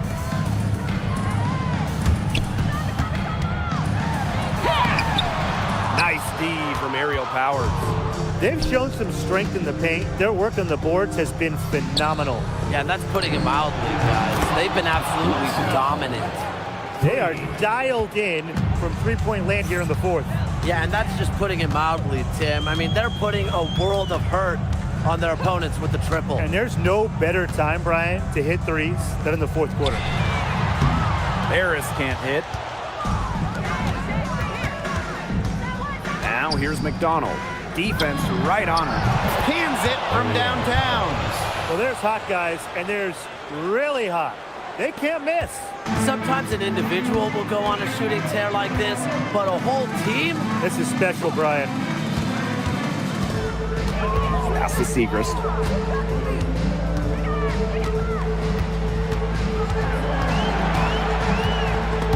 It's stolen by Hull. 2 minutes remaining. Now here is Sims. Aerial Powers on the wing. From outside the arc. And the Fever hit again from deep. Very steady beyond the arc. Powers is a player that forces defenders to challenge her to come out, stretches the floor. Yep, that one goes. That's how to orchestrate for your teammate. Terrific pass. The three is up, and McDonald gets it to go. And you're seeing it right there, that guard quickness from McDonald. Outside Agumbawale. Pass to Segrist. Now Harris. That one's in, coming off the assist from Maddie Segrist. How about that for a response? We'll give you a 3, and then we'll take it right back. It's turning into a three-point contest. McDonald. And the Fever hit again from deep. Streaky from deep. Once McDonald hits one, more can follow. Watch out.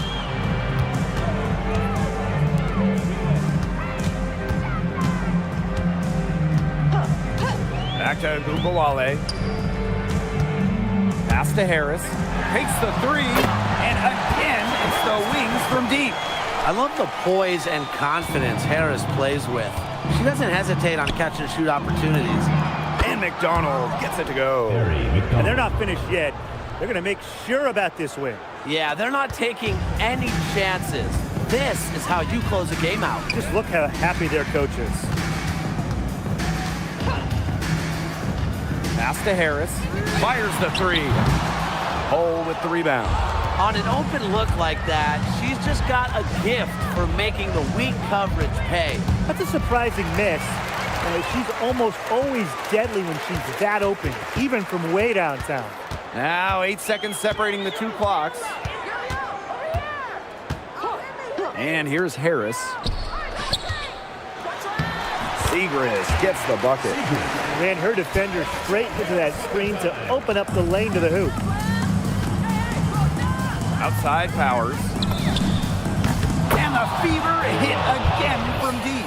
It's so nice to have somebody who can take charge, take the offense like she has. Well, they got to be feeling good about having the ball in her hands right now. I mean, she's just making play after play. And so the Indiana Fever take the series and will move on.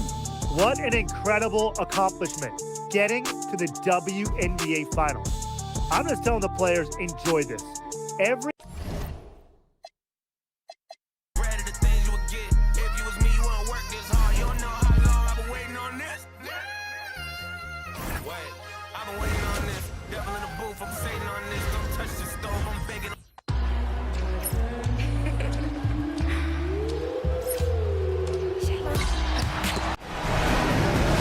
Hello and welcome to this 2K Sports presentation of the WNBA. And on tap tonight, it's the Indiana Fever going up against the Minnesota Lynx. In the booth with Tim Swartz and Ryan Benefitemi, I'm Blake Zuniga, and we're glad to have you along for the ride. Well, in our current format, the WNBA Finals are just one game. That's single elimination. So are you two ready for this? We better be, and these players should really be ready. This is a crazy format. One game to decide the WNBA Finals? Yeah, but you can call it crazy good. That's what I do. I love it. The basketball we will see tonight will be as good as you're ever going to see. Hold on. This is going to be a bumpy ride. Vitamin, no good. Here's Clark. Her second shot goes in. Off to a good start. 2 for 2. She had her head on a swivel and was able to still pick up the pass and get the assist. For 3, Nafisa Collier. And the rebound goes to the Fever. Even without that 3-ball dropping for her, the defense should have done way more on that last play. Yeah, and McGee's got to be better as a coach. You can't stand seeing her having that much space to get her shot off. Now here's Williams. Shepard the screen. Shot to stop the run. And again, no good by Minnesota. 3 misses to open the game. Their offense is trying to get it going. Howard, that's good. Nice job again that time to add to their lead. They're doing everything right at the moment. Yeah, you're right, Tim. It's something that any basketball fan will appreciate. It's just good, steady basketball they're playing in all aspects of the game right now. Now here's Shepard. Collier, guarded by Howard. And the Lynx miss again. After the first 3 misses, I thought they'd get one here, but they just still can't connect. Mitchell, a chance to extend the lead to double digits, but it's no good. Their first miss of the game, a strong start. Pass to Smith. Faked in off the glass. A player who can get creative offensively. Let's just say Smith knows what to do inside. Mitchell outside, takes the 3. Nailed from 3-point land. That's just great ball movement. And that's keyed this run. Passing it with a purpose. The D has not been able to keep up. Pass to Williams. Rebounded by the Fever. I'm marking that one down. I mean, it's going to be a long time until we see her miss another one like that. Clark outside. The basket good off the assist from Sophie Cunningham. These defenders better start closing down their shooters. Yeah, it's 2 straight from long range. Now here's Collier. And the 3 off target. She might want to maybe defer for a while. She's had her chances this quarter, but nothing's fallen. The 3 from Kelsey Mitchell. And Collier pulls it down. And here are the Lynx now. It's a 13-point game. Pass to Heidemann. Back to Collier. From deep. Finally, she gets one to fall. She's now 1 of 5 with her first make. A legitimate threat from beyond the arc. Collier feels comfortable trying her luck whenever she's given the chance. Sinks the three-pointer. Great outside shooting is really fueling this run. And the D's just getting bombarded. They haven't been able to slow them down. Pass to Shepard. Here's Heidemann. Good chance here for Courtney Williams. It's hauled in by Boston. Well, she's a player who, with a wide open look, will rarely miss. And another three for Indiana. 12 straight points off of three-pointers, and the D looks shell-shocked. And now that they're rolling from out there, you've got to get it in their jersey and try to deny those looks. Especially how well people shoot threes these days. How about that for a response? We'll give you a three, and then we'll take it right back. Turning into a three-point contest. Now here's Boston. No scoring yet from her, but that's likely to change.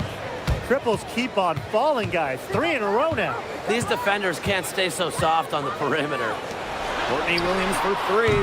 Another three for Minnesota. Superb assist. She was crafty, creative, and the ultimate teammate on that play.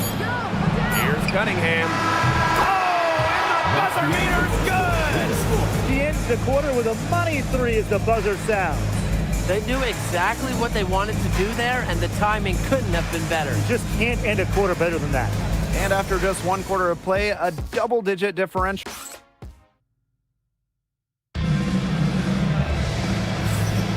Well, not exactly a neck-and-neck game, but as the second quarter starts, there is plenty of time for a comeback.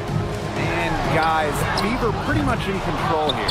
It's been fun to watch. Everybody out there looking to make the extra pass in the first quarter. I'll tell you what stands out for me. It's been a total team effort out there. Just fantastic basketball being played. And the basket by McBride. A shooter who doesn't really need much space to be effective. McBride has a quick and accurate release. Took him no time at all on that one. Last 5 makes, all 5 from long range. And the defense hasn't pressed up to deny it. They're hanging back, and they're getting picked apart. Pressure the ball, pressure something.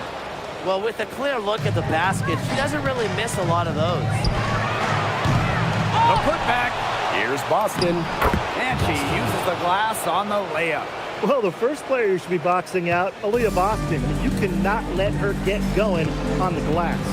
Pass to McBride. Williams. No good on the three. With the shot, for the basket. Her second of 2 attempts. Well, this is the thing about Aaliyah Boston. She can beat you back to the basket, and she can beat you facing up as well. Here's Williams. A minute and a half gone in the second quarter. Here's Collier. Will it go? And Aaliyah Boston with the block. Known for being a tremendous defender, Boston takes pride in wiping shots away.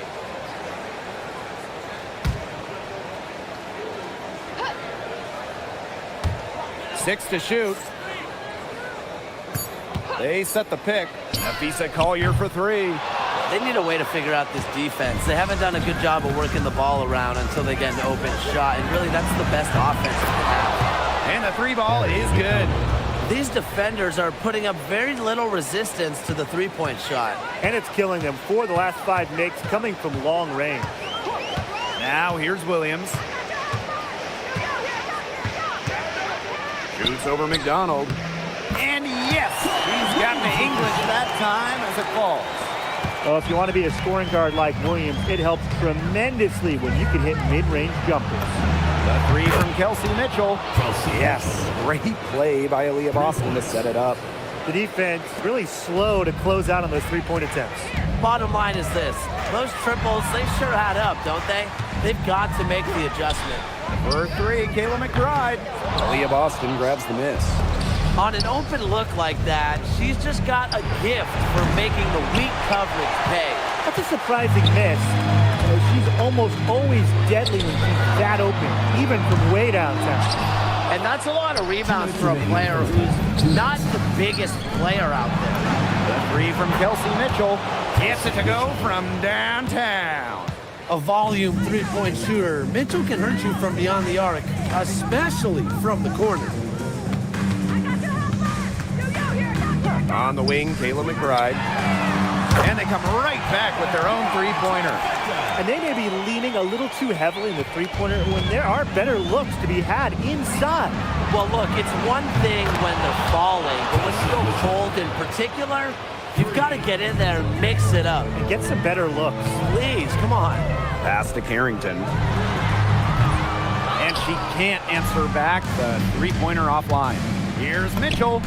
That one goes. Count it. They aren't taking their foot off the pedal. They just keep on adding to their score. Yeah, I mean, it's never a good idea to back off, and it doesn't look like that thought has even crossed their mind. Credit the head coach for pushing this team.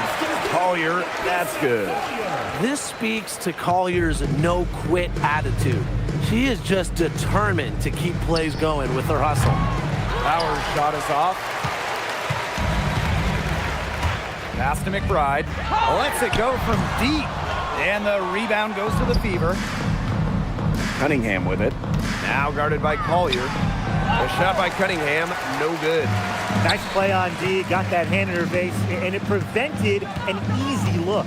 Exactly. She was alert and aware, and really just reacted quickly to that shot. You know, not a great start for her in the first, but she's quickly turning that around. Outside Powers for three. Knocks down the three balls. How about that? Responding to the three-pointer against them with a quick one of their own. Yeah, terrific little back and forth right there, It's Tim. been a lot of fun to watch. So as we conclude the first half, so far fairly one-sided. Fever ahead, delivering the blowout. And time now for the halftime break with the third quarter soon to follow on 2K Sports.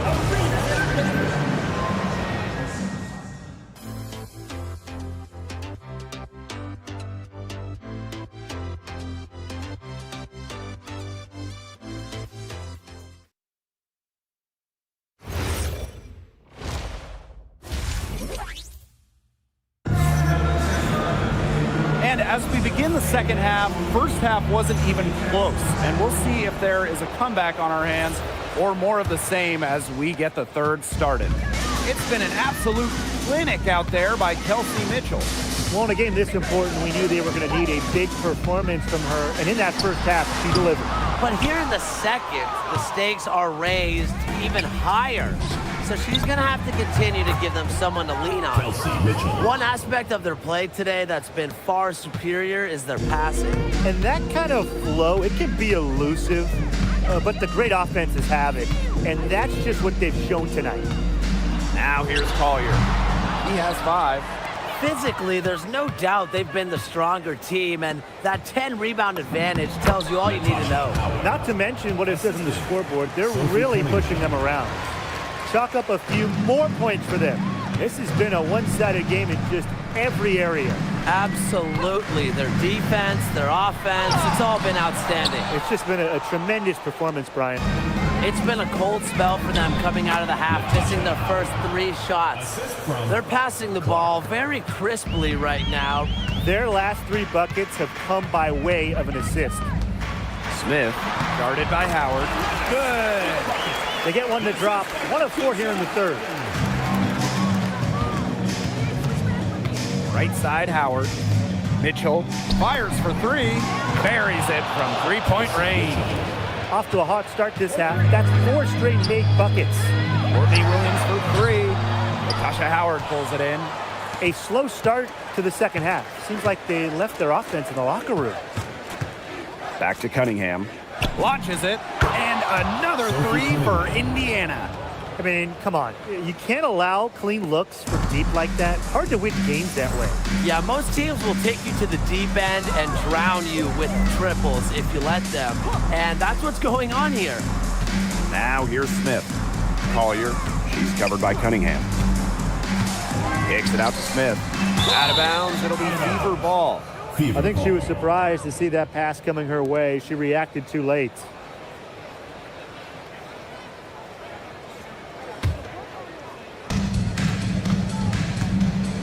Outside Cunningham.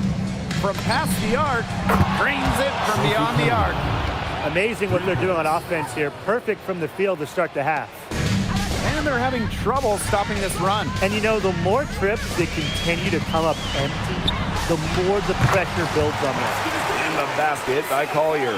With fancy handles and the confidence to create, Napheesa Collier is exceptional offensively. Back to Howard. Clark. That's good, and it's Natasha Howard with the assist. And add another three-pointer to their second half total. They came out of the break dropping bombs and are just not letting up. You'll love to see that. Now here's Williams. She's got 8. And out of bounds, the Fever will take it. Really careless turnover. That should have been the simplest of exchanges. Indiana with the ball. Just 4 points. That's all they've given up here in the second half. Third quarter of basketball here. A little under 3.5 minutes gone now. And the basket by Carrington. Putting those guard skills to work. Carrington with the quick trigger. And here's Indiana. Outside Powers. Buries the long-range jumpers. The rapid-fire threes coming from everywhere. I wasn't sure they should try to get the 3 right back like that, but hey, it worked out for them. Now here's Carrington. Back to Collier. From outside, off the mark. She's just not been on her game. The deficit, it's really not totally on her, but she hasn't helped the situation. She gets that one. They'll take as many of those looks as they can get, trust me. Here's McBride. 6 points for her. To the middle. And that one's good. Collier.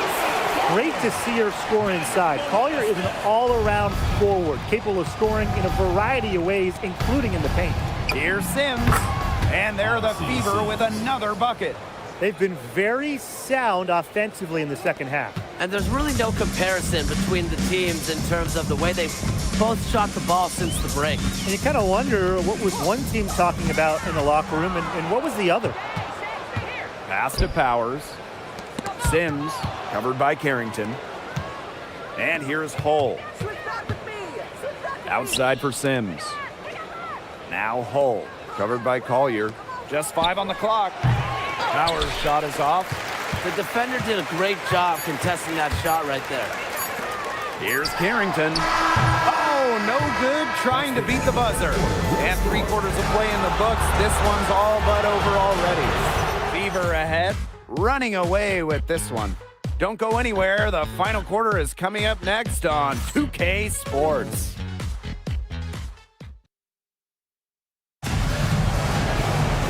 And we're rolling here again with the fourth quarter. Might not come down to the wire, but you never know. For 3. Powers' shot is off. Carrington outside. Pass to McBride. Basket counts. Check out that assist. That's a pair of teammates on the same page. So it's Indiana now. Outside Powers. Beyond the arc. The shot will not fall. Now here's McBride. Started by McDonald. And the basket by McBride. Pretty much all of their buckets coming from inside the paint now. I mean, there's more holes in their defense than in a block of Swiss cheese. Man, he's made me hungry, but that's right. 5 of their last 6 makes were inside. They've established themselves inside. Where's the cheese? And she comes up with the deuce. Some defensive breakdowns happening now. Their last 4 buckets allowed have come from very close range. And giving up these high percentage shot attempts, it's not going to get it done. They need to figure it out. Hits it from 3-point range. Spacing the floor with her long-range shooting. Powers, fantastic at connecting from deep. Carrington outside. Pass to McBride. 3-pointer. The Fever pull it in. I thought that was going to drop. It looked good from here. Looked good here, too. I'm as shocked as you. Here's Turner. No good with the triple. On the wing, Courtney Williams, guarded by McDonald. And she makes that one. That's the 10th straight point they've given up in the paint. It doesn't matter how good their perimeter defense is if they keep allowing easy looks inside. Now here's Powers. The three for the basket, her 5th of the game, and she's missed 6 shots against those 5 makes. They're relying on their three-point shooting and getting pretty good results. You're right, 3 of their last 5 makes are from beyond the arc. Here's McBride. Pass to Carrington. The shot's good. Kayla McBride making the play. Well, there's the athleticism of Carrington right there. Phenomenal at navigating lanes and capitalizing. Odyssey Sims for 3. And another 3 for Indiana. They are dialed in from three-point land here in the 4th. Yeah, and that's just putting it mildly, Tim. I mean, they're putting a world of hurt on their opponents with the triple. And there's no better time, Brian, to hit threes than in the 4th quarter. The defenders didn't really even get a sniff of her on that move to the iron. Outside Powers. Puts up a 3. Down goes basket 6 for her this game. She's taken 12 shots and made half of them. So the Lynx now. Right outside. And right away, they match it with a 3-pointer of their own. Can score from anywhere on the court, and McBride has really taken on that alpha personality type. A nice shot by Powers. Can they make some sort of defensive adjustment? Because guess what? She is killing them from three-point range. And even when they have closed out on her, she's still knocking them down. I mean, this is just an unbelievable performance we're seeing right now. Hold.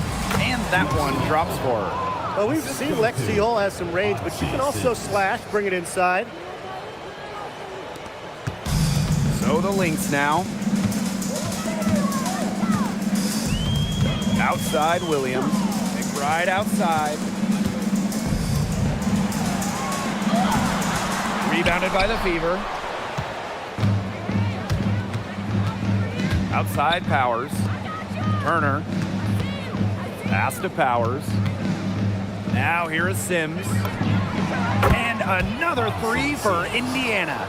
I don't want to say that they're trying to run up the score, but they do keep adding up to that lead. Well, if you won't say it, partner, I will. They're trying to run up the score here. Thanks for saying that, Brian. Yeah, the great shooters, they know when they've got enough opening to go for the 3. I didn't think it was a bad choice there. Yeah, not very good defensive coverage that time. The D got lucky. A confidence builder for sure. When Odyssey Sims is knocking down the triple, it unleashes the rest of her offense. And 5-second differential between the shot clock and game clock. And here's Kayla McBride from the arc. Gets a 3-pointer to fall. Oh, some quick retaliation right there, huh, guys? Yeah, sure didn't take them long to go and get those 3 points back. A nice shot by Powers.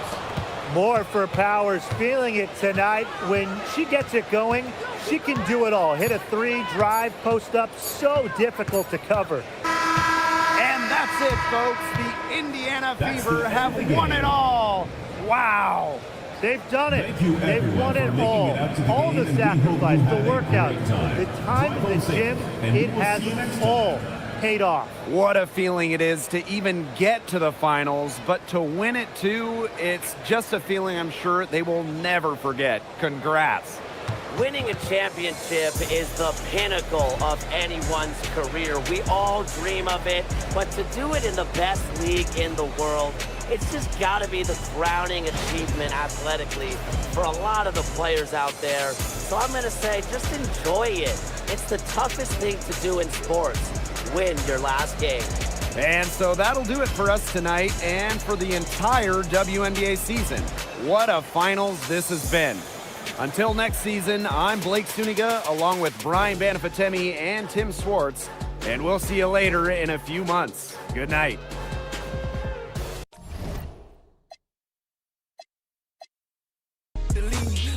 Chanel for the fleas, form at a time like a she. I've been on a boat screaming skis. Saint Laurent, they bring it to the beach. She was fortune key in Middle East.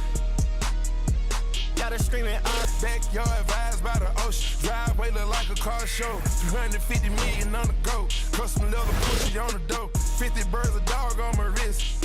like a boss. Princess cut ain't showing not a flaw. Graduated. Pushing skateboard, Tony Hawk. Cranking up the.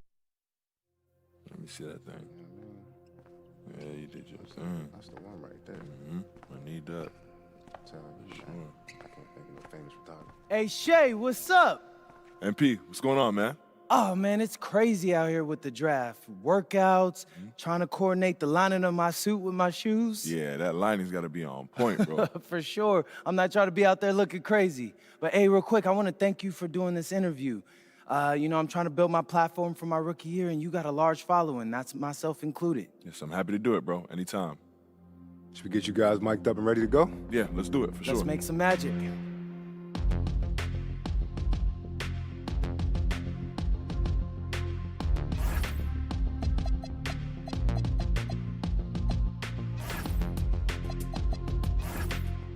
Yeah, bro. So that'd be my advice. You only get one rookie season. So make sure you work hard, stay humble, and most importantly, have fun. Take it all in. Hey, bro, I received all of that. Got you. Okay, now I got one last question for you, but it's a tough one. Okay. You got one shot to win one game. You could play with any 4 guys in NBA history. Who you running with? I'm picking guys at their peak, right? Oh, for sure. Okay. So you got me at the point, and then AI, Dirk, MJ, and Shaq. Nobody's beating us. Are you sure? Because I think my squad could take you. You and who else? All right, check this out.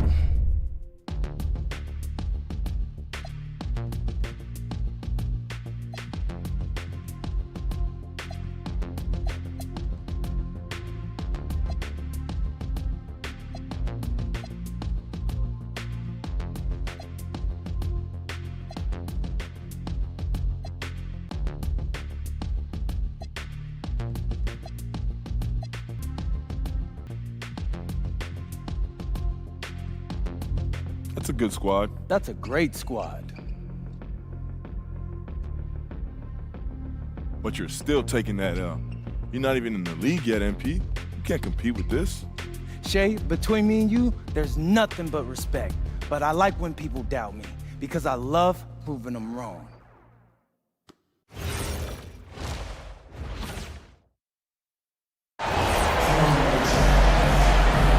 We are underway again here. Less than 3 minutes to go.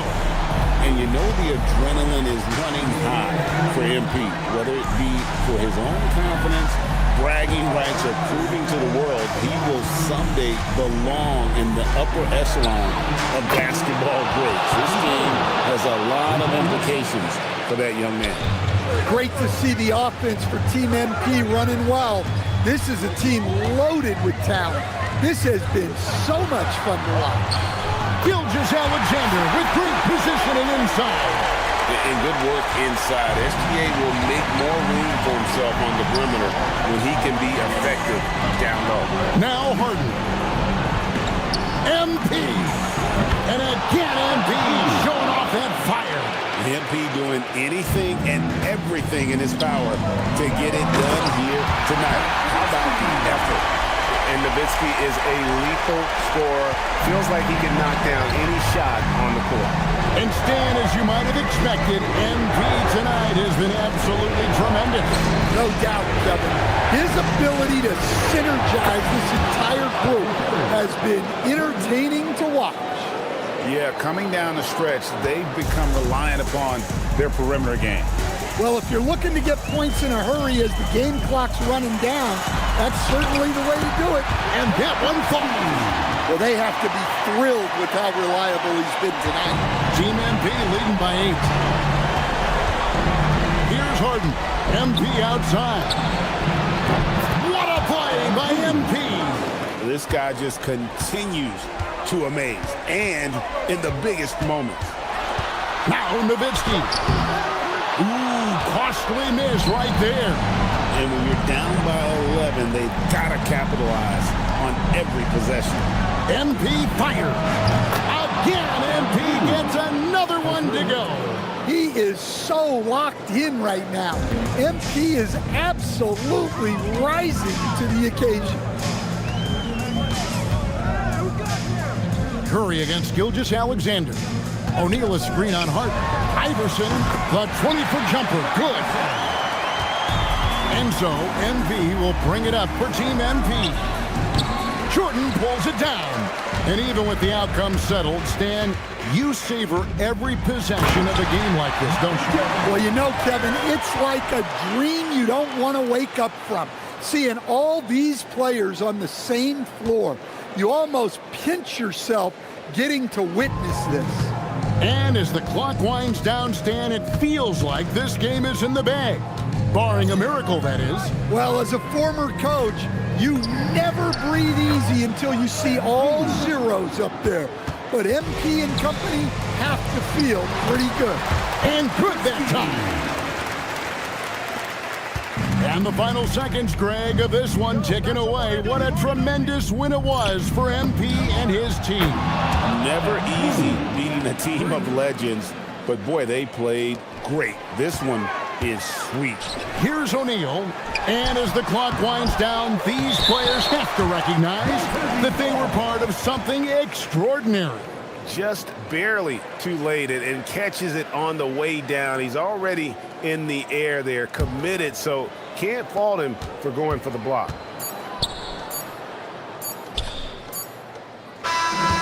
So it's Team MP winning this one easily. In a fantastic showdown we witnessed in this one.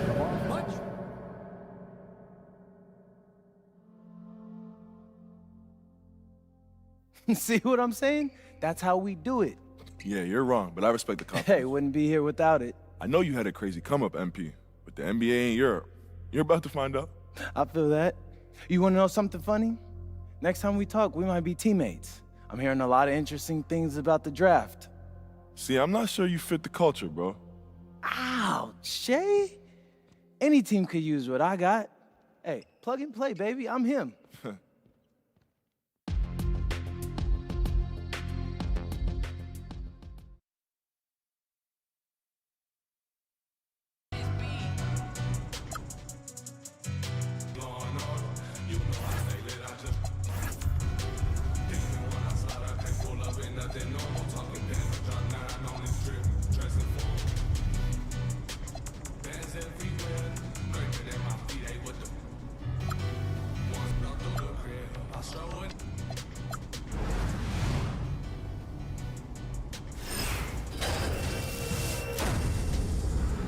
Okay, I don't need yes men right now. I need you to be honest. What do y'all think? I can get some great shots in here. Yes, that's what. A lot of interesting stuff. That's what I was thinking. It looks expensive. No. Don't do that. What? I don't pay you to sound like my accountant, Austin. Come on. You're my agent. Okay? And speaking of that, while we're on the topic, come on. Both of y'all. I need both of y'all to come with me. What's this thing you had me install in my house, Austin? What? My contractor said it cost a ton of money. Oh, okay, so this. Yeah, this. This is Hollow Help, and this is my gift to you. Hollow what? Yeah. Okay, Austin, what does it do? Okay, all you gotta do is activate it, and it'll tell you all about whatever you're standing in front of. They have them all over the city. Okay, so why do I need one in my house? I thought it was cool. I mean, I feel like I'm in the future whenever I use one. Thanks. You're welcome. I guess. Have you ever heard of Cruise? No, what? You? No, what's that? They're basically this user-created affiliations, and they're a huge part of basketball culture in the city. I'm thinking about doing a doc on them, for real, Artistic, I love it. And it sounds lucrative, so let's start brainstorming, okay? So how do I get my own crew? I mean, you could join somebody else's or start your own, but the best part is all the exclusive rewards you earn. Anytime a crew member plays in a game in the city, they earn points. The more points you earn, the more rewards you get, cap breakers, and it goes on from there. Well, y'all know I love my rewards, so. Of course. And speaking of which, I got you a gift too, bro. Oh, you didn't have to do that. Nah, it's not a big deal. I love working on Out of Bounds with you, and I'm excited to keep this thing going. So, to mark the occasion of this new chapter, I took a look back. What you mean? Well, I went through all your old videos, stitched them together with the stuff we worked on, and made a supercut that takes us from high school pretty much to this moment. No, Xander, not high school. Man, I barely knew what I was doing in front of the camera. Like, that stuff's gotta be all embarrassing. You did a pretty good job, if I say so myself. Of course, you're a lot more polished now, but you did great, bro. I'm scared to see it. Don't be. It's an incredible story. You're the star. I mean, since he put it that way, I mean, I am him. So I might need to see this. Right? Y'all wanna watch it now?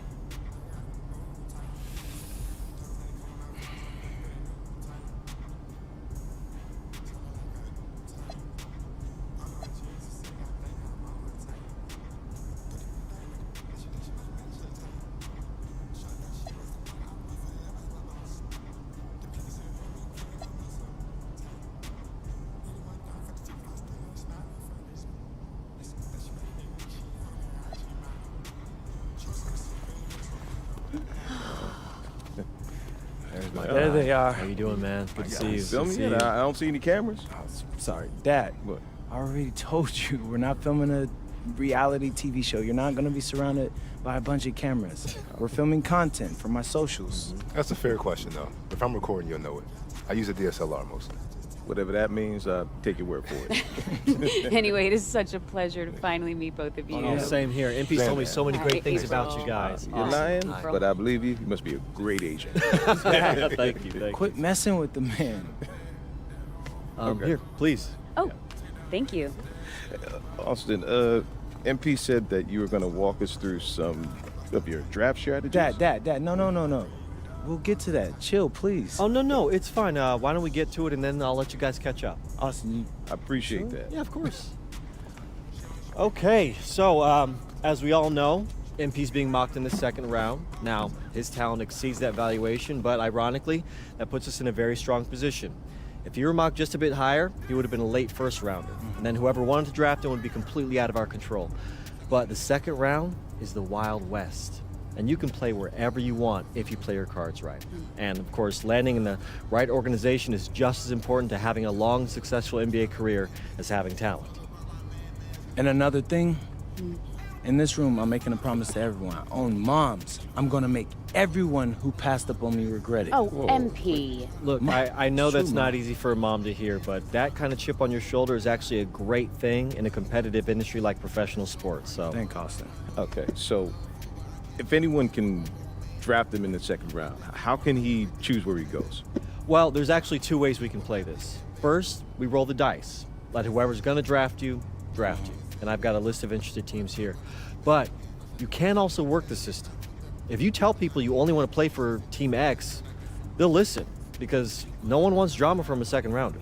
What if Team X doesn't want MP? Ma. What? I'm just asking. Just asking, honey. That's a very shrewd question. That's where workouts come in. Now, I can get MP a workout with anyone. And if he impresses at that workout, chances are... When I impress at the workouts. There you go. Okay, what do you recommend?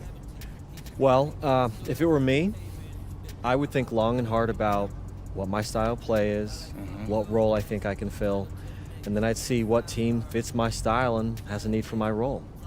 You also want a front office who you trust to make smart decisions. And if geography is important to you, you should consider that as well. Okay, honey. How do you want to approach this? I have some ideas, but honestly, it's a lot to take in. I know. Well, look, guys, I put all the information you need right here on the TV. List of interested teams, scheduled workouts, etc. And of course, if you have any questions at any time, you know where to reach me. I can give you all the advice in the world on this, MP, but I mean, at the end of the day, it's your life, your decision. Good news is, your future's in your hands. We appreciate it, Austin.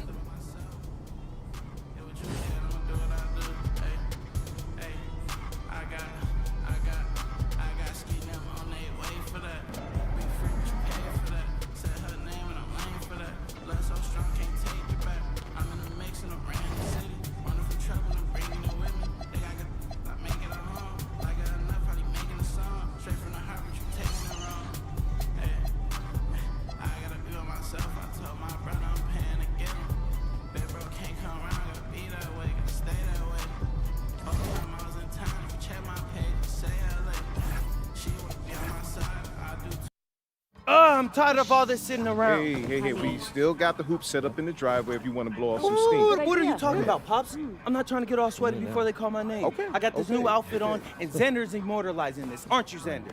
Sure. Look at that. Xander, how does my makeup look? Xander, tell my mom she looks beautiful. Ma, you look beautiful. Thank you, honey. Austin, Yeah. where we at? We're entering the range where you could hear your name called. Bet. Okay, everybody exciting. remember, I want to hear it on TV first, okay? It's just how I always pictured it. So, Austin, Yeah, even yeah. if you get a call from a GM, just keep it to yourself, okay? Marching orders All haven't right? changed. Got it. All right. If it were me, I would want to know right away. I'm just saying. Pops, it's a 5-second difference. Chill. Plus, Hey. Xander said it's better for the TV show. Ain't that right, Xander? I think it'd be good either way, but Great. I got you. It's just how I want it, all right?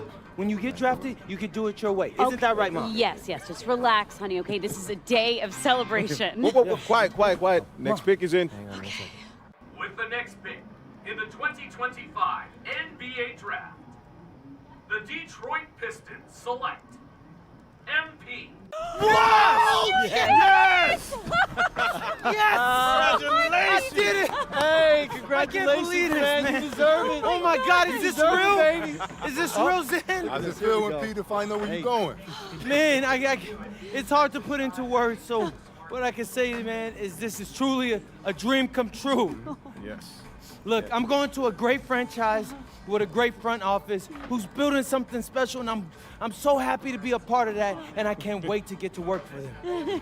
Mom, Dad. Congratulations. I'm so proud of you. Congratulations. Thanks, Pop. Oh, honey. We did it. You did it. Yeah. We did that? Yeah. All right, bet. Hey, where's Austin? Austin, what now? Now you get ready for the rest of your life. Get out of here, you crazy boy. Ma! Congrats, bro. So Congrats. proud of you. Thank you. Wait. What, no, why are you saying like that? I Why, I ain't want to that's assume. weird. Why are you saying it like that? I didn't want to assume, but I figured after you got drafted. No. Zen, bro, we're linked now. All right? Look, I got big plans for this season, and I need someone with me I can trust. All right? So obviously you can say no to this deal, but I'm really hoping you don't. Okay? No, I'm in. I got you. Look, so I got a couple of ideas already, but they're not really fleshed out. Hey, listen, no rush of mine, bro. You good? Bet. I'm gonna link with Austin, have him set up a meeting for us in a few weeks, and then we'll talk about what comes next. I am at your service. Okay, you're hustling again. When did our baby boy become a businessman? Babe, he's been trying to boss me around since he was 18 months old. This ain't nothing new. Well, Uncle Rick just called and he said everybody's waiting for us at the diner, so we should probably head over soon so we can get to the party. Okay. Yeah. Man, I still can't believe this is all real. Just wait. You're only getting started.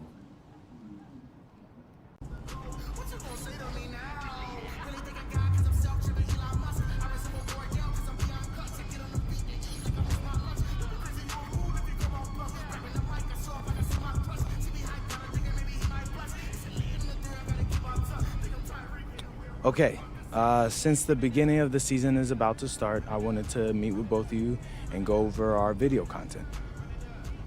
I'm all ears. What's on your mind? Great. I'm glad you asked. So over in Europe, I filmed a bunch of content centered around our biggest games, who we're going up against, why it mattered if we beat them or not, and that stuff all pumped up my draft stock. Right. And I thought that was cool. We should do more stuff like that. But I'm planning on having a very long career in the NBA, as you know, Austin, and just filming that will get stale after a while. So I was thinking, what if we come in each half of the season and we pick a theme and film a bunch of content around that theme? I think I know what you mean, but I'm gonna need an example. All right. So say the second half of the season is about to start and I'm in the running for Rookie of the Year. Feeling confident, huh? You know it, Austin Kelly. But if that's the case, right? We could do a whole bunch of content around that. Take you behind the scenes and show you what it's like to compete for an award. We'd still pick key games, of course, to highlight the theme, but there'd be a little bit more, how do you say it, Xander, narrative to it? I like this. I like this a lot. So it's like a new season of a TV show every time you switch themes. You see the vision. You know, if you picked a theme that resonated with, let's say, a particular sponsor, that could mean extra money too. I mean, not trying to push you, just saying. Austin, I love money. You don't gotta push me. And just so I got this straight, you pick a new theme twice per season. Yeah, I figure once at the beginning, once in the middle. Give us some time to like really dig into it, so it's not that long that it'll get stale, but 6 games per theme, right? I mean, something like that. I love it. It's a great idea, MP, really. So, have you thought about what theme you want to start off with? It's the rookie season. You got to kick it off with a bang, bro. Oh, yeah. I got just the thing.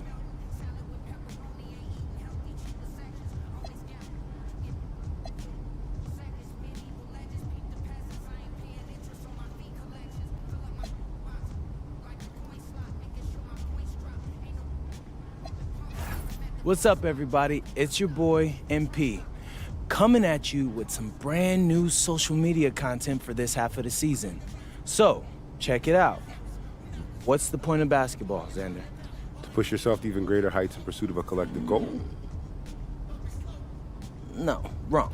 It's putting the ball in the basket. Nice try, though. Okay. So, I'm going to prove that I'm the best at getting buckets in the league by outdueling the league's top scorers. Probably not the most popular goal with your teammates, but I bet the fans will love it. Look, Xander, I wouldn't be choosing this if I couldn't do it. If I were a ball hog, yeah, that'd be annoying, but I get buckets, and that's the name of the game. So, MP, out. Okay, how was that? Great, you nailed it. Bad. Yeah, so I'm going to head to the arena. I got a meeting with Coach to go over some things before the game tonight. All right, I'll get editing this and get it to you as soon as I can. Hey, I appreciate that, bro. I got to ask, you feeling nervous at all? You seem pretty calm. Nah, I mean, a little. Mostly I'm just excited, man. I can't wait to put on that jersey and play, you know? I'm happy for you, bro. This is huge, man. Hey, and it's only the beginning. I'll check you later, all right? All right, I'll see you.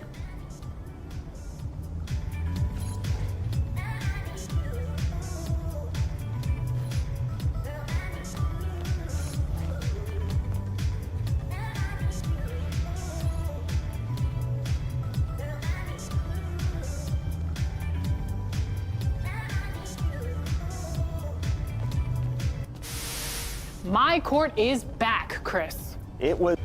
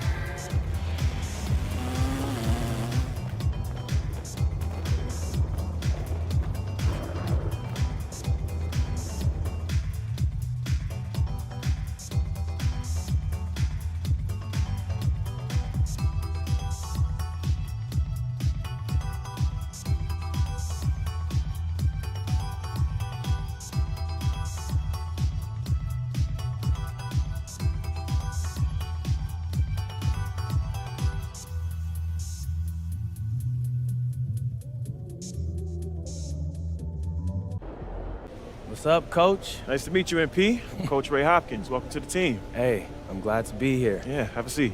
Appreciate it. Yeah. So look, the feelings are mutual. We're all happy to have you here, and we can't wait to see what you do on the next level. Hey, that's what I want to hear. I'm ready to get to work. Good. All right, look, MP, I love that energy, but we're here to help you maximize your potential. But your success, that's up to you, man. The harder you work, the farther you'll go. Yeah, speaking of that, I know it's planned for me to come off the bench initially, but, Coach, I want to be a starter. You're hungry. I like that. But this is the NBA. Coaches want to win games, and rookies make mistakes. I hear that. I do. But for argument's sake, let's say I play a clean game. What do I have to do to be a starter after that? You're a smart guy, MP. You see the guys ahead of you on the depth chart. These are very good NBA players, man. I know that, Coach. I joined this team for its talent. But what if I'm better? If you prove you're better, you'll start. But you'll have to earn it. Nothing is going to be given to you. Well, Coach, I think it may surprise you by how ready I actually am. We'll see. Most rookies take at least a season to adjust, but maybe you're the exception. I hope you are, man.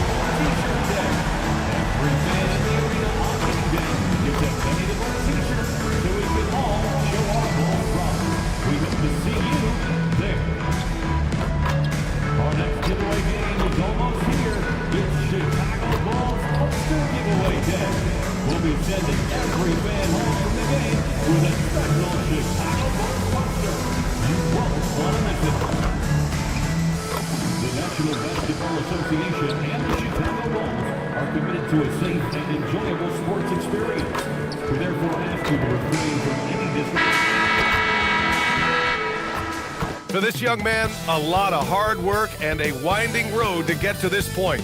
MP beginning his NBA journey here tonight. And it's our favorite day of the year at 2K Sports. At long last, it's time to roll the ball out there and get the new season of NBA basketball underway. Joined by Grant Hill and Tim Legler, this is Brian Anderson. And we'll have Ale LaForce reporting for us. A look at the starting group for the Pistons. They've got Duncan Robinson, Duran out there with Holland. Then there's Cunningham, and it's Thompson in at the 3. And for the Bulls, Trey Jones is out there with Anthony Simons. Then it's Muzelis. Then there's Okoro.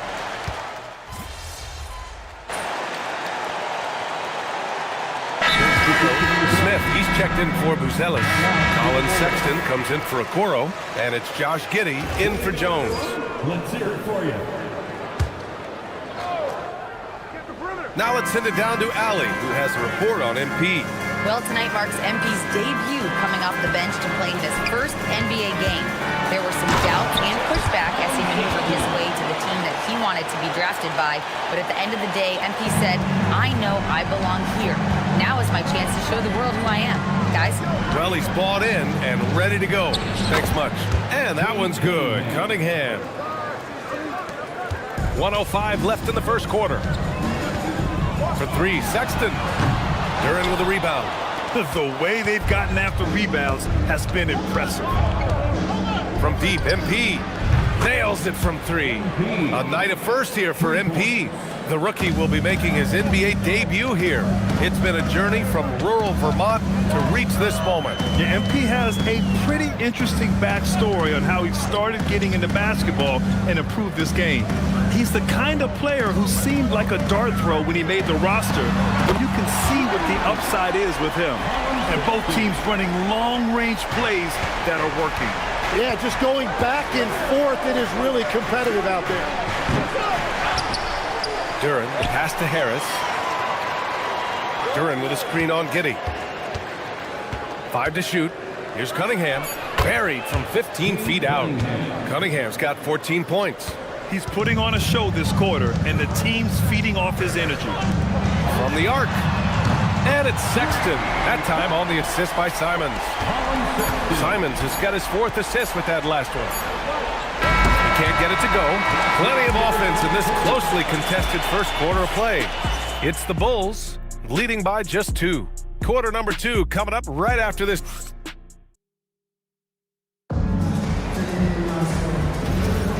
And if you're just joining us, it's been a pretty even game through the first quarter. And guys, what's your take on the Bulls so far? Well, it's simple. I mean, they started off strong, and they've been hot from beyond the arc since the get-go. When you spread the floor and force defenses to close out to the three-point line, it's going to create driving lanes. Gershon Yabusele out there with Jalen Smith. Then there's Colin Sexton. Then it's Josh Giddey. And it's Asenge in at the small forward position. That's the Bulls 5 as we get into the second quarter. Chicago has gone 7 of 11 from outside the arc. Nice percentage from distance so far. All right, guys, we're lucky to have Shams Charania joining us now. Our 2K insider calling in with a story. What do you got, Shams? Thanks. Well, the Detroit Pistons looking to build on last season's breakthrough. Coach J.B. Bickerstaff said Cade Cunningham's leadership makes his job easier. And all that aside, Bickerstaff said their fierce style is key, adding, win or lose, we win the fight. Not a team to be taken lightly. All right, Shams, thanks a lot. Giddey passes to Smith. Oh, the dunk by Smith. And that's exactly the type of pass we expect from a guy with his vision. Pistons trail by 3. MP outside. Hey, puts up a 3. Smith with the rebound. Well, the Bulls shooting a fantastic 57%. Outside Giddey. Yabusele against Harris. Here's Sexton. So it'll be 2 free throws. He was fouled in the act of shooting. And you look at Colin Sexton, puts points on the board, Grant, and does it efficiently. Well, B.A., unfortunately, he gives some of that back on the other end of the floor. But there's always a place in this league for guys who can fill it up. And so Billy Donovan calls timeout. A moment to rest and confer on the game plan.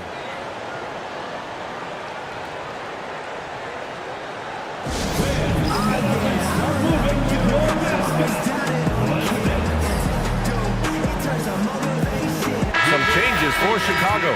Okoro is checked in for Yabusele.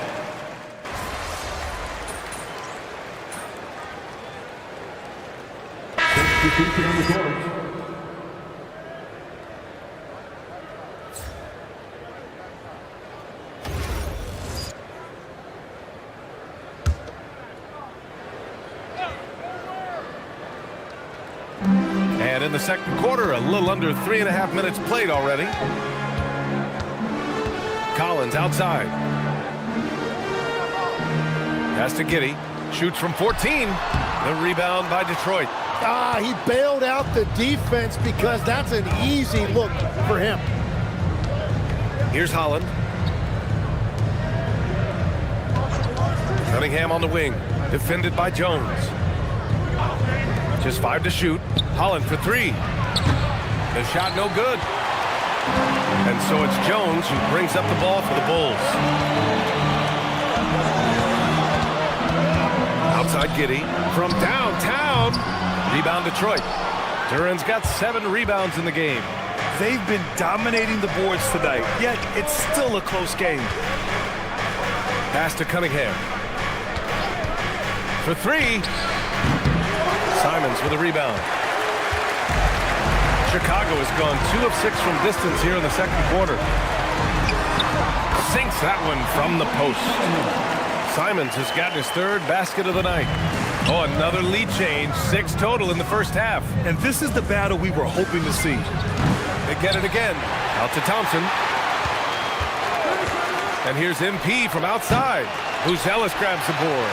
It's a tough stretch for him right now. He may want to find a different way to stay involved. There's Simons with a 3. Offensive rebound. The 3-pointer off the mark. And so a close game as we wrap up the first half of play. Chicago ahead, leading by a point. Stay with us, folks. We'll be back just after halftime to get the third quarter started.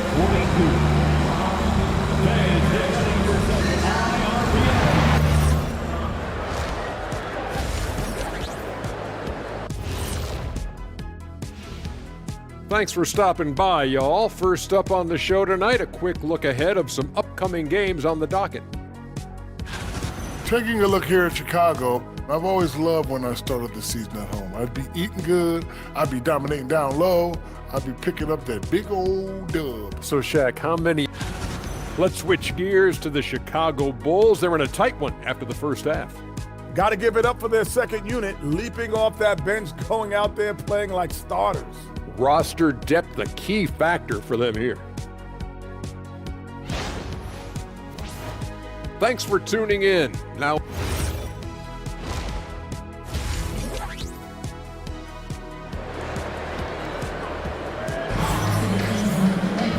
and as we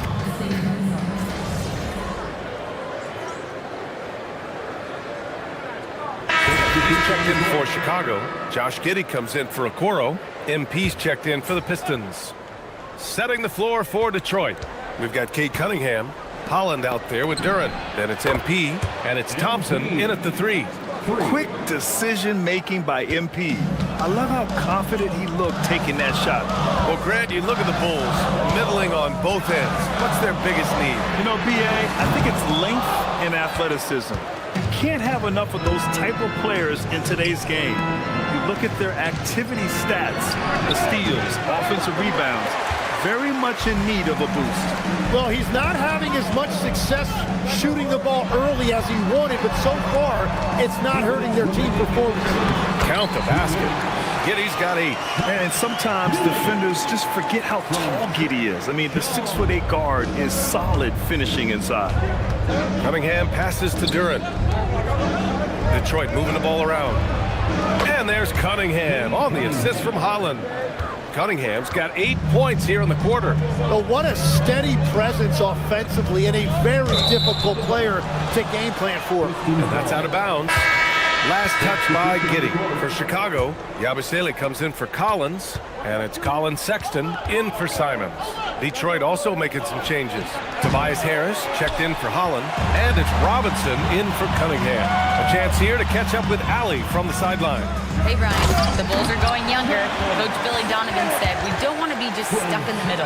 There's no question about that, but it's always about the integrity of competition. The building out part is identifying guys that are going to help us move forward. Back to you. Taking the long view. All right, Allie, thanks for the report. Man, they're having a hard time defending the triple. That's 3 in a row. Knocked away. Stolen by Thompson. Here he goes. And the slam dunk by Thompson. The athleticism of Thompson showing up right there. I mean, just explosive off the bounce. The Bulls trail by 8. Here's Giddey. Oh, and makes it with the kiss. 10 points for him. Soft defense. I mean, they've given up 10 of the last 12 points inside. MP outside. He tries for 3. The basket's good. Off the assist from Thompson. Their ball movement on this run has been tremendous. It's led to a lot of good, clean, open looks. To the middle. A nice shot by Smith. Smith's got his 3rd bucket of the night. You know, they're really being bullied right now defensively. 8 of the last 10 points have come from inside. MP shot is off. Jones from outside. Rebounded by the Pistons. Duren's got 12 rebounds here tonight. Big-time effort. And so it's Detroit closing out this quarter with a 7-point lead. Appearing in control, but could still use a little more of a push to feel totally comfortable in this one. And don't go far. We'll be right back.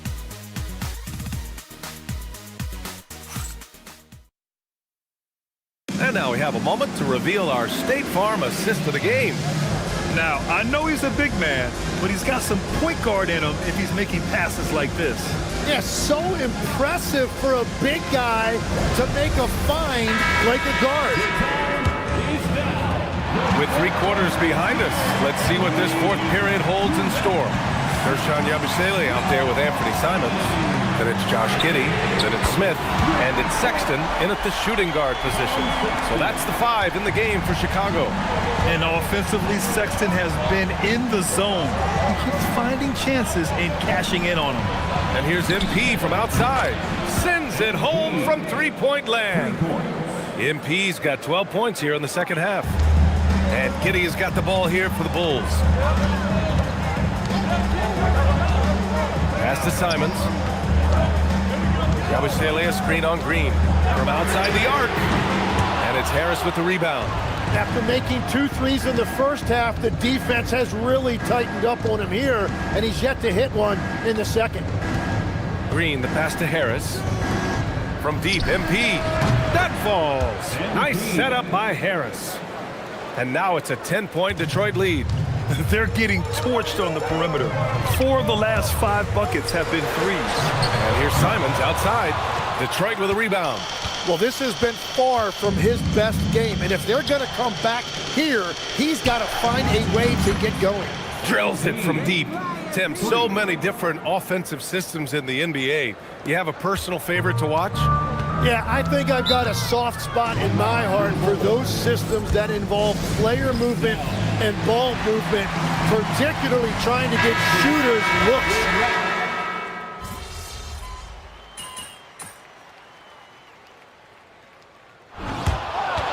So we see the Pistons get the win here. This was a hard-fought, well-earned victory. Thanks, guys. I'm here with MP, one of the stars of tonight's game. A strong scoring night for you, MP, reaching the 20-point threshold and a win for your team. That's a good night at the office.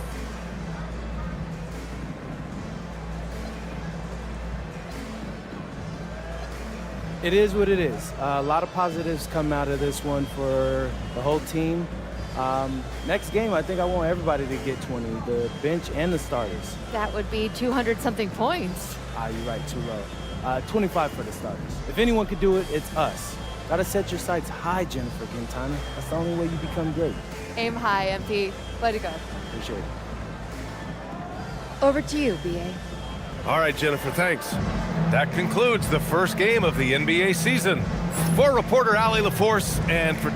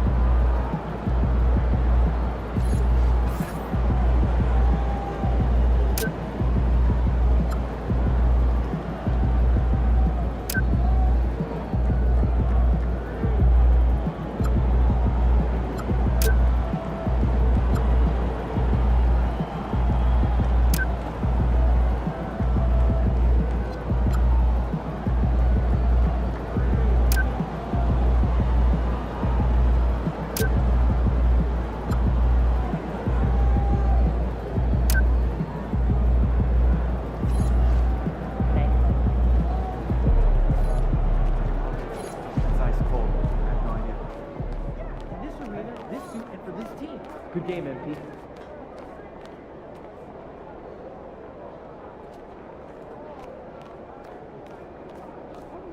You already at home. Yeah, but those leftovers are old. I brought them yesterday, I think. Yeah.